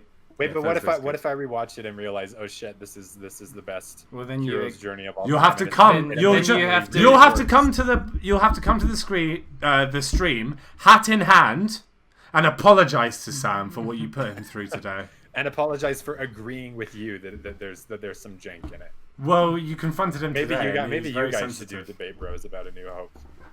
And I'll Yeah, but moderate. Max didn't assert that it was saved in editing. That's He just said right. it was janky. I just said it was Okay, jank, which it is I'll jank. find the source on that. The of idea that people New who Hope, reviewed the idea that movie. New Hope was saved in editing is like a huge misconception perpetrated by Red Letter Media. That isn't Conspiracy. actually true. Conspiracy. Oh, is it? Oh, okay. No, and not at all. Not even slightly true. Okay, I'm happy to disagree with Red Letter Media. So if you want to get me up to speed on that, I'll happily come to your side. Yeah, And man. we don't need to spar in the free market. Yeah, place. It's a New Hope stream. It needs to be done now. You need to school Chard on Wednesday. Yeah, I think I want to do like a scene by scene, like almost frame by frame analysis of New Hope. Anyway, like I'm itching to do that. So. But the essence of my comment of what me and Chard were both saying is, I think, and correct me if I'm wrong, Chard, is to say that a movie from the 70s and a movie from like 2019 flow into each other seamlessly is idiocy. And that's what makes Rogue One good, is that it flows into New Hope at the end. It's just like, that's why it's the What makes Rogue One good third is that all the best. boring characters died. Yeah, it's That's the the third other thing best that Star makes Wars it film ever made because it links to the second best Star Wars film ever made, and because they kill all the characters at the end. Bosh. And it's a great Yep. war movie, unlike the other ones. It's a great war movie, like Schindler's List. Pacific Rim. I They're- cannot like, read. it's a great Rogue One's a great war movie, like all of those great ones, like all the great ones, Like Transformers: Revenge of the Fallen. yes, exactly. Like I don't think you could label Rogue One a great war movie when you think of like Pacific No, Rim. You absolutely think not. about fucking the best war movies ever made. Well, if you even compare it to fucking Last Jedi. Fuck yeah, I mean, Come on. even just shut up, Ben. Shut up, Ben. Yeah, fuck you. My dollar is complimenting your Ben Shapiro shirt. Thank you. Yeah, I'm harnessing Shapiro's energy. I want to be him. We don't want to be straw manning Number him. We got to empathize with his viewpoint. That's Absolutely. it. Yeah, I don't want to be giving him liberal straw mans that Wait, he can't that's weasel it? his way out of. That's how he justifies. And heroes of the plot are. So Rogue One is really good. Also, that final, Wait, I wanna go- the I final missed scene it. where Darth Vader finally lets loose is just ridiculously good. And if you ever watch the mashup of the end of Rogue One, What are you doing? I just didn't hear what he said. It was just what we already heard. 2 is A New Hope. Oh, right. Yeah, it's all. Right. One and the beginning of New Hope, it's fantastic. It's fantastic. They just take the very end of Rogue One. Look at that lip. Just kind of swath through people, and then the beginning of episode 4, where Darth Vader catches the Tantive 4, and they just mash it up, and it works perfectly. It's beautiful. Number 2 That's is A it. New Hope, and there's some controversy over whether A New Hope should go in front of Empire. The only reason being that Empire wouldn't exist without New Hope. But Okay, New I'm Hope lost on is what we're in and of doing itself now. a very good movie. Now I know these movies hold up. What? I've shown them to my 6 and On what we're going back to like clarify, because I No, just didn't we're hear not what he said clarifying at the anything. beginning about like why it's controversial to like put Empire above New Hope or whatever. Yeah, that's what he just said. Yeah. But Yeah. I went back and looked at that part, and then somebody moved it like even further back to the Rogue One stuff. Oh, right, yeah. Because I thought there was more at the end of Rogue One, but like it was done. Oh, yeah, Unbelievable. okay. Yeah. While we're paused, this anecdotal evidence of how, well, I showed the original trilogy to like my fucking nieces and nephews or whatever it is that he just said, and they liked them, and I showed them the sequel trilogy movies, and they weren't as into it. When A did you couple say things with that? First Have of you all- have you heard something that we we- haven't? Oh, maybe yeah. Let's. Are you a? my 3-year-old, and they love them. Oh, They're there we are. into them. I've shown them Yeah, some of yeah. the new movies, not as much. Okay, yeah, there it is. Yeah, because we've been through that once before. So I guess like his kids, yeah. So first of all, it's anecdotal. I mean, I know he's not trying to like objectively prove that they're superior or something, because this is a more casual type of video, but like just taking that as evidence of anything I know. doesn't really mean anything, because that can just as easily be what's- countered with like, I didn't like the original trilogy movies when I was a kid, and I only really got into Star Wars when the sequel trilogy came out. So And like how much? that equally means nothing. How much do you want to bet that like Ben Shapiro just like bitched about the sequel trilogy with his That's kids in the exactly- room and like, Exactly, fed them yeah. the opinion the whole way through? That's Like, the other thing I was gonna say is they can't enjoy The Last Jedi because he's sitting there just going, "Hey, Yeah. don't you think that Rey is kind of a fucking Mary Jane? Just imagine in why 10 isn't years. she having some fucking children? This Mary Jane bitch. Just Why haven't imagine she and in- Kylo in- fucked and made a family yet?" In 10 years, there's like a bunch of like 16-year-old kids, and they're like talking about Star Wars, and they're like, I really like Last Jedi, and like, and one of them goes, yeah, well, like, Last Jedi was kind of like, well, the first time I watched it, I was with Ben Shapiro. And they're like, oh. He was like, yeah, shit. he was like talking Oh, all the no. way through. I was like 6. I don't know what was happening. He's just ranting about Mary Jane. I It know was just it's fucking gross talking. Mary Jane and Han Solo smoking And, like, weed. crying on his dick. He's hard the whole time. I know this film isn't very good. I'm sorry for showing this to you. I'm Just so wait till the next one. Palpatine shows up, and it's a clone of Palpatine, which is kind of lame, but he does show up. Palpatine is in the film. It's great. It just works. I'm really Emotionally. bitter that you've not done like a Ben Shapiro impression consistently through this entire video, Chard. Yeah, your Finally Ben very Shapiro good. impression Loaded is out so of good. me. Yeah, that was like Yeah, incredible. Chard's Mauler impression is also really funny. Oh, really? Can you give me just like a little snippet, little juicy bit? Let me think of something to say. Then they put all of these plot holes in the movie that make it objectively worse. Oh, dude, that's so sound. That's so good. Oh, Chard, you should be an impressionist. Quit this YouTube shit. It's gonna be a right-wing YouTube impressionist. Yeah, become a right-wing YouTube impressionist. Do Ben Shapiro, do Trump, do Biden, do all of them. Trans people don't deserve rights. All right, I Wow. basically covered all the bases. Great. Oh yeah, very good, very Now, good. now we can continue. A New Hope is fantastic. It's creative. It's interesting. It obviously follows all the beats in Joseph Campbell. So it is famously reflective of Joseph Campbell's hero's journey. It's got some... And that's some why of it's the- good. And that's lines why in the it's movie. I see you also have been to middle school, Ben. I'm glad Joseph you've heard of the Campbell. hero's journey. Force Awakens didn't follow the hero's journey. Last Jedi did Didn't not follow the the hero's hero's journey. Yeah. Yeah, I guess Very like he good thinks point. it's like the way he's presenting it here. It's like an implicit good that it follows like the monomyth framework. It's the only film in Other the Star films Wars, doing that isn't a good thing. and the rest of the films that do follow a hero's journey don't do that. Yeah, Blaming I love the that. bad. I love the idea that Blaming he the bad. could potentially have put New Hope as number 1 because without Empire you wouldn't. Without Without New New Hope Hope. you wouldn't have Empire. Well, that's facts and logic for Yeah. you, man. I mean, it's aqueous, so you can't pin it down. Facts Yeah. and Well, logic and can't kind of solve. That's it like actually that. why Citizen Kane is number 1 on my Star Wars list, because without Citizen Kane, You you wouldn't wouldn't have have- the entire future of film after that. Yeah, you wouldn't Yeah. have Revenge of the Sith, that's for sure. Yeah. And that's why, like, my number 1 Star Wars film is that footage of a train that made everyone run out of the cinema that one time, because without that, like, whoa, where would we be? I mean, come on, My best number- film ever. My number 1 Star Wars is definitely Flash Gordon. Just cause. My number 1 Star Wars film is the Nazi propaganda film Triumph of the Will. Yeah, I yeah, hope pulled so much like imagery from that in terms yeah, of the absolutely. the Empire. And if you didn't have Triumph of the Will, you would never have. Like the have Star bloodline Wars. messaging that we love. Yeah. So you have to give it credit for that. 10 out of 10. 10 out of 10, 10, bro. 10 out of 10 Lenny Riefenstahl. Amazing filmmaking. It just works. It just works emotionally. It hits you all the right works spots. emotionally.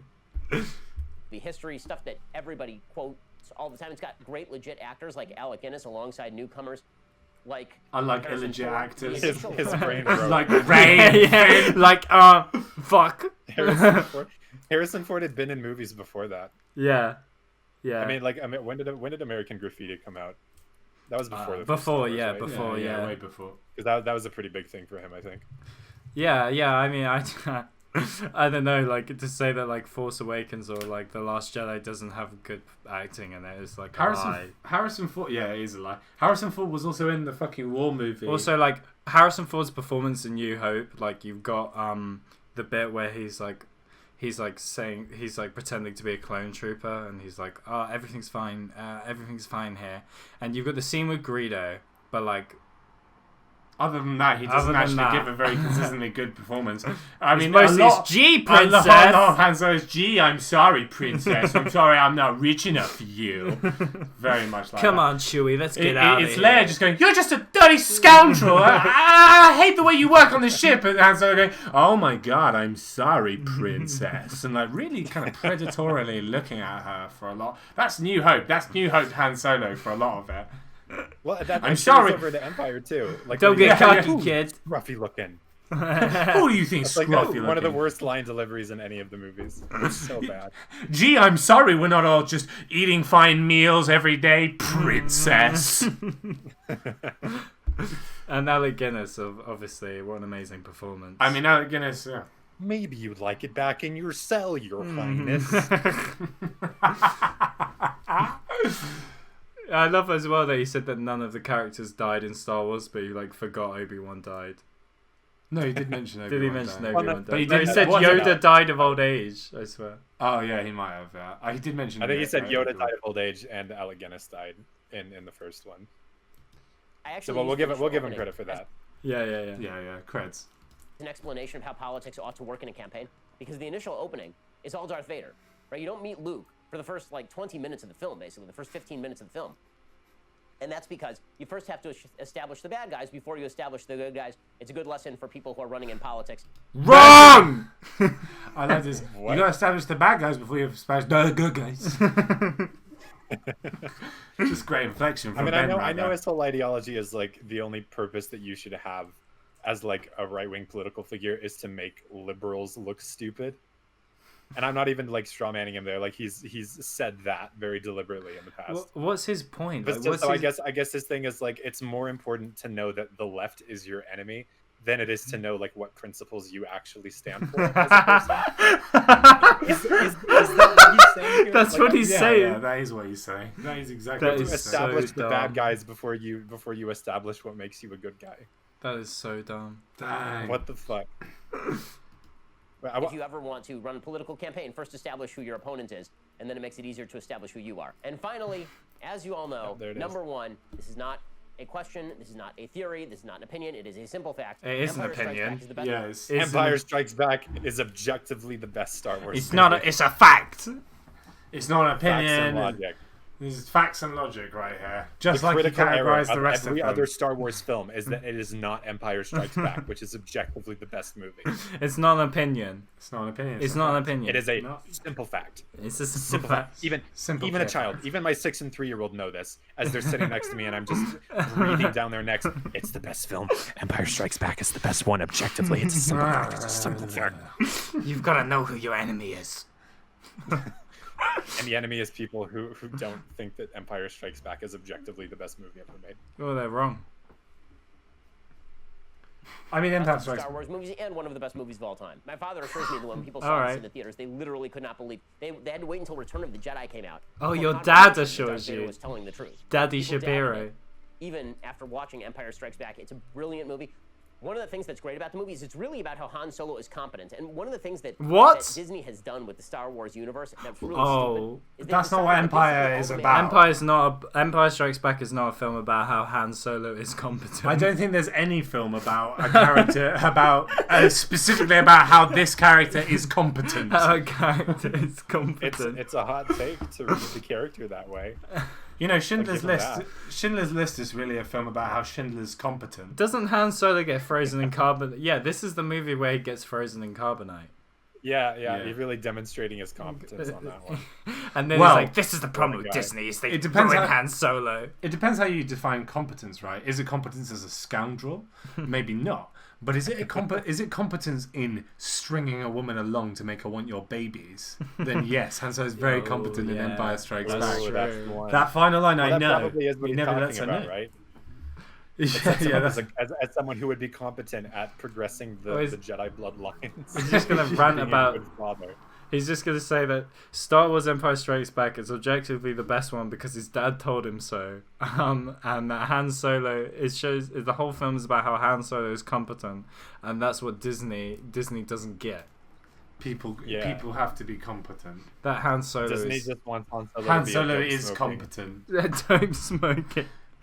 Cheech and Chong. Cheech and Chong space. They turned Han Like, Solo into a the Mary Jane. And just The thing is like, I don't know if you guys disagree with me, but if they did turn Han Solo into a space traveling stoner who actually gave a fuck about nothing, I kind of love that. Me too. All right, that's what Solo a Star Wars story should have been. He's gonna do a lot. Yeah, definitely, He's gonna definitely. do a little Disney shit, another shit at Disney. Hell yeah. Original Star Wars, pretty much everybody's good at their job, right? Princess Leia is competent. Han Solo is competent. Luke Skywalker is increasingly competent. Darth Vader is competent. It's a bunch of competent people. You know what makes for interesting plots? Competent people. Empire Does Strikes it? Back is all about. But Rey is Have you too ever watched a competent. comedy She's a before Mary then? Jane. It's too much competence from Rey. She's too good at everything. Yeah, you ever but watched until comedies then? she's a Palpatine and then she's competent. Yeah. A comedy, Ben, yeah. Have you ever watched a comedy film People- where characters are incompetent and that's why you can laugh at them instead of feel bad for them when stuff happens to them? Well, let's talk about how competent Darth Vader is in terms of What he gets done. losing. Like He's very competent at failing. like every he time. spins away like at the end of the first one.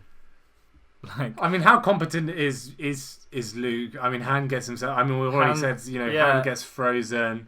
competent in what respect? I Leia don't know. opens the film up as a prisoner. I Yeah. don't know how competent that is. Yeah. You know, I think to appreciate a character's competence, you also have to see them Luke being incompetent He or is being. Luke talking about gets Empire, stuck on- like just Empire now. Luke gets stuck That's on fair. half. Luke gets Yeah, yeah, stuck to be on fair. half though. That's an Empire, and like Han has to come and rescue him. That's not And very he competent. trains really badly. Like he Yeah. ignores Yoda the whole Yeah, time. he ignores Yoda's incompetently. advice. Yeah, and goes in Yeah. a way. Yeah, But this then- film's about how Han is competent. and no, but Han gets tricked by Lando, That's true. so he's not very competent. Not very competent from Han. Yeah, Leia's kind of irrelevant in Empire a bit. Maybe except for he kissing her explains brother. what he means. in the 40 saying that they're seconds we competent. have left. Yeah, Yeah, let's that's go. fine. Han Solo is shockingly competent at all the things. Shockingly that competent. How he's a rogue and all, Shockingly. the writing is fantastic. He's a Lawrence Kasdan does competent beautiful rogue. job with the script. Also, everything Yoda related is just tremendous, and of course, it has a phenomenal score from John Williams. They Empire all Strikes Back, have obviously, good music. Number one on the list with a bullet. I mean, it is not close. Alrighty, well, May the 4th There we be go. with you. And There in we go. honor of May the 4th, tonight we have an all-access live. We'll be discussing. We did the Ben Yeah, Shapiro Star Wars rating. Fucking hell, man. We That did was it. bad. I know, right? There's just so That much was to that, so right? bad. But it wasn't as political as I thought it would get. Like, that's the only thing. It's, No. thank God he Aside didn't, from like... Dooku being a free trade Like, libertarian. to be honest, Ben, like, I will just say, like, Ben was just, like, is just, like, an idiot, obviously. Like, Ben is just, like, is, like, an idiot, like, nerd who has opinions on Star Wars films, and he's made, like, a little 16-minute, like, thoughts on Star Wars for his fans. He hasn't made it, like, necessarily, like, political or, Yeah, like, he's hate-filled. not put a flag in the sand. And considering the amount of discourse about Star Wars, which is quite like toxic and like aggressive, like I'm actually quite grateful that like Ben, when criticizing the Disney movies, though his points of criticisms were incredibly dumb, they weren't like built around hate or like I don't know. Yeah. I slightly disagree. He likes The Rise of Skywalker because it, in his opinion, gets entirely rid of one of the movies in the sequel franchise. Yeah. That's slightly hateful. I Yeah, mean, that is, that is he's movie He's genocide. hateful to Ryan Johnson. Yeah, it does permeate that kind of like fuck Ryan Johnson and fuck Disney. Yeah. But like at least he was trying. Like I'll say he was trying. Man's playing to his base. He was trying to stick to just like keeping it like film criticism rather than like doing the Yeah. outer Well, world. of course, because that will suck in the centrists. Yeah. The centrists will come in and it's not too edgy, Yeah. and then before they know it, you Yeah. know, they want to get rid of black people or something. Yeah, whatever. whatever those people do, I don't know. Yeah, I just want to see this the final They list. just want to perpetuate the bloodlines. That's all they're into. Yeah, because Yeah. I feel like No, people. yeah, that's I feel like people will fucking like agree with this list, apart from like how absurdly high Attack of the Clones is.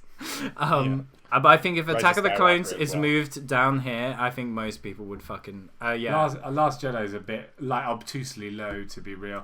Like Last Jedi right next to Phantom Menace, and then also Force Awakens. Yeah, but that's how being people feel about Last Jedi. Force though. Awakens being under Attack of the Clones as well is a bit like. Alright, see you, man. It's how the loudest people feel about Last Jedi and Force Awakens, because I'm pretty sure that broadly speaking, most people do actually like both of those films. Yeah, I think at least Force Awakens people broadly enjoy. Like, I don't think people have Yeah. issue. To put it under Attack of the Clones is pretty odd. Rise of Skywalker, yeah, I mean, it's Ben Shapiro. I mean, we like him because he's weird. Because of his shirt. Yeah, like how else are we meant to milk content out of him if he wasn't just shitting out weird duff opinions? This video in a vacuum is like fine, like you guys have been saying. I mean, it does have some questionable stuff, like bringing up the Mary Sue thing, which he obviously got wrong. We already got a lot of mileage out of that. And then also all like how obsessed he is with the fascist bloodlines of Star Wars is. Like, I mean, really weird. here's the thing though. But I do think there is a problem in film commentary communities where, like, actually, like, there is a loosening grip on legitimate film criticism, and people just going, like, saying plot with a snide, like, voice, and leaving that to be criticism. And I do think that's slightly problematic in how people interact with art. How people discuss art and film, I mean, this is emblematic of that for sure. It's hard though, because to be able to talk about film in a critical and academic way, you do have to. It's hard to do that off the cuff. It's very hard to do that off the cuff. I agree, but I don't think you can. I think you can talk productively about film. I think you can criticize film productively, and it doesn't have to be academic in a way that is more substantive than this. I think it is possible. Yeah. I don't know. Even I just the baseline of when you say something is good or bad, explain like a little bit of why you think it's good or bad. a little bit. Give an example. Just tremendous. And it doesn't even matter about like whether this is like true, but show us something that made you feel what you're saying the film makes you feel, right? Give us an example of what the scene that derived that feeling from, that's making your opinion, right? Yeah, fucking get specific, get personal about it, you know? Yeah. Ben Shapiro, we Functionally, demand like you make corporate, it like, Screen Junkies top 10 list or some shit. Like, The problem it's is- just Ben Shapiro doing it. The problem is the length. 16 minutes isn't enough to talk about 11 movies, really. Like that's like what? Yeah. Like less than like a minute and a half per movie. Like Well, he spends more time on some films and less time on others. yeah. So you could But you could do overall, it like that, where you go, this is the film I need to like talk about more. This is the film Yeah. I'm talking about less, right? So like Phantom Menace, it was bad because there was a kid in it. And that was Darth the Vader critical. so cool when he did the big stabby in Rogue One. Was the it called prequels just made him a dumb little kid. the critical what? the critical flaw. The critical error. The critical critical error error. of Phantom Menace was that there was a kid in it. Darth Last Vader is Jedi- a child. Last Yeah, Jedi. but there's Last nothing- Jedi there's was nothing, almost good. No, he doesn't even say that. Yeah, Rey if and Rey Kylo and come Kylo back. Ren And That was and all if, it was. if Finn and and Rose if Finn had and Rose been had died, killed, yeah. And Force if they hadn't Awakens, established that it was salt on Crate, if they had just Yeah. left it as a white substance, yeah, and he would have and- just complained about it more because he would have just called it snow. yeah, and then fucking Force Awakens is committed to killing all its previous characters. yeah, all these the characters Like, characters from his exactly one of childhood. the characters. Attack of the Clones has the worst romance in cinematic history, but Can't do it's because got free Count trade Dooku. libertarian. But it's a free trade libertarian as the villain, so it's great. Solo, he likes the robot. Solo, He likes the robot, he likes the feminist. and this is when it becomes watchable. Yeah. Yeah, and it becomes Yep. watchable. Yeah, Rise of And Skywalker this movie doesn't wrecks ruin Han Last Solo Jedi. like Force Awakens does, even though it ruins Han Solo yeah, by yeah, putting him yeah. through his New Hope arc too early. yeah. So And then- that makes sense apparently. Rise of Skywalker is good because it has Palpatine in it. Fuck you.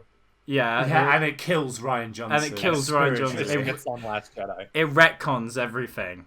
It just wrecks. It It- just wrecks everything of shit about They the retcon sequels. the whole burning It book doesn't thing. tell a story outside of that, but it does And do they that, brought back so- the bloodlines. And they brought back the bloodlines. It makes sense why she's a Mary Jane. Return of the Jedi, the opening, not logical. Yeah. But the ending is beautiful. But the ending The is last beautiful. It episode made him just- cry. Just tremendous. It works. Revenge of the Sith It works emotionally. works emotionally very well. The main crux of why Anakin is becoming evil doesn't really make sense to Ben, but he likes to fight the lightsaber scene, and yeah, it just works emotionally. Rogue One's a great war movie. Yeah, Rogue One's a great war movie, And it is and he shocking. It actually is he was shocked by the shockingly ending. It just shocked him so much. He was so He's so shocked. shocked because they were characters he cared about. And they died. Just a- and just- for some reason, just a shockingly shocking shock of an ending. He was just I so mean, fucking that- shocked. Ben Shapiro has still not come to terms with the idea of death. No. You know, it's very distant to him still. Ben Shapiro still believes he's immortal, so seeing characters die on screen affects him deeply. Yeah, George absolutely. Lucas promised him that Luke Skywalker would never die. And So these when Luke Skywalker died, Ryan Johnson, and New Hope is good because his kids liked it. Empire Strikes Back is good because his dad likes it. And yeah, that's pretty much. And the music is good, and he likes the acting. Well, And that's it's, the it's, best And it's it Sorry, follows sorry. the heroes, and it follows the hero's journey. What a legend. the Shapiro bloodlines The Sh- determining his opinion. The Shapiro bloodlines are determining his Star Wars takes. It's gotta be. It's on brand. All right, let's watch one of these TikToks, and then I think we're gonna have to end it. Yeah, because my ass hurts from sitting on your bed. Yeah. Which one? I which... was just gonna say one last thing about the Ben Shapiro video. Go on then. Like, Go on. there's nothing like actively malicious about this. Like, yeah, it's very, very shallow, and it's very, very much just a guy who has nostalgia for the original trilogy, just like rattling off opinions about it and pretending that they're objective and that there's like any factual basis to this at all. But like this, you know, it's fine. Like in a vacuum, there's nothing inherently wrong with this type of video existing. Yeah, no. Even if we're going to criticize it for reflecting larger problems of shallow criticism just in general, but like that's not like a crime. But No. I would just want to say like the reason that I've been like, or I think that like all of us have been very like vindictive towards Ben in this whole thing that we've been doing is like I don't think we would have done this to someone who doesn't actively use their platform outside of this kind of stuff to like actively make the world a worse place. Yeah, I mean, marginalized people. I mean, Like, what we that's just Ben's did. entire platform is aside from having like weird opinions about Star Wars. What we So- just did to Ben is like what we just did to Ben is what he does to the libtards, man. Like, you know, he if you see Ben like debate anyone, it's just like him on a pedestal talking to someone who's not prepared with any information. He starts trying to talk to him, and then he comes in with like Facts and logic. facts and logic, which he's interpreted, and then everyone cheers him on, and then the lefties have to go away. Like, it's no different. Like, it's the same way of the interacting difference- with people. The difference Yeah, is the Ben's difference doing is just that, political like, ideology. when we're- ideology. Like we're making fun of Ben Shapiro for saying that The Rise of Skywalker is a watchable film. Yeah. And he's making fun of college liberals for saying that trans people are people and deserve rights. Exactly. So if this had been somebody else who didn't do that kind of shit, I would probably feel bad about like responding to their work in this kind of a way. Yeah, if it was just some like fat dork that like Yeah, if it was that's just a guy, making a you little wouldn't do video, that. yeah. I'm all Yeah. for people putting their arbitrary opinions out online. I'm not for people like spreading harmful ideology like around like everywhere, basically. You know, Yeah, that's kind of which what's isn't going on. inherently what he's doing with this video, but the fact that he No. is a person who does that is why But I'm broadly. okay with doing this to him. Yeah. Like, And it's just for laughs. I I mean, just wanted to establish that for anybody who's like, who And thinks like- that we were too mean or something, because like, and additionally, like, it is just like these are just films to begin with. So everything, once you start getting into conversation about film, it's all shits and gigs. Like it's like it's all about how it makes you feel, what it means to you on a personal basis, and that's all for fun, really. So, you know, criticizing Yeah. people's opinions on films is equally as for fun as it is to like put them out there. Hey. also he'll never see this, so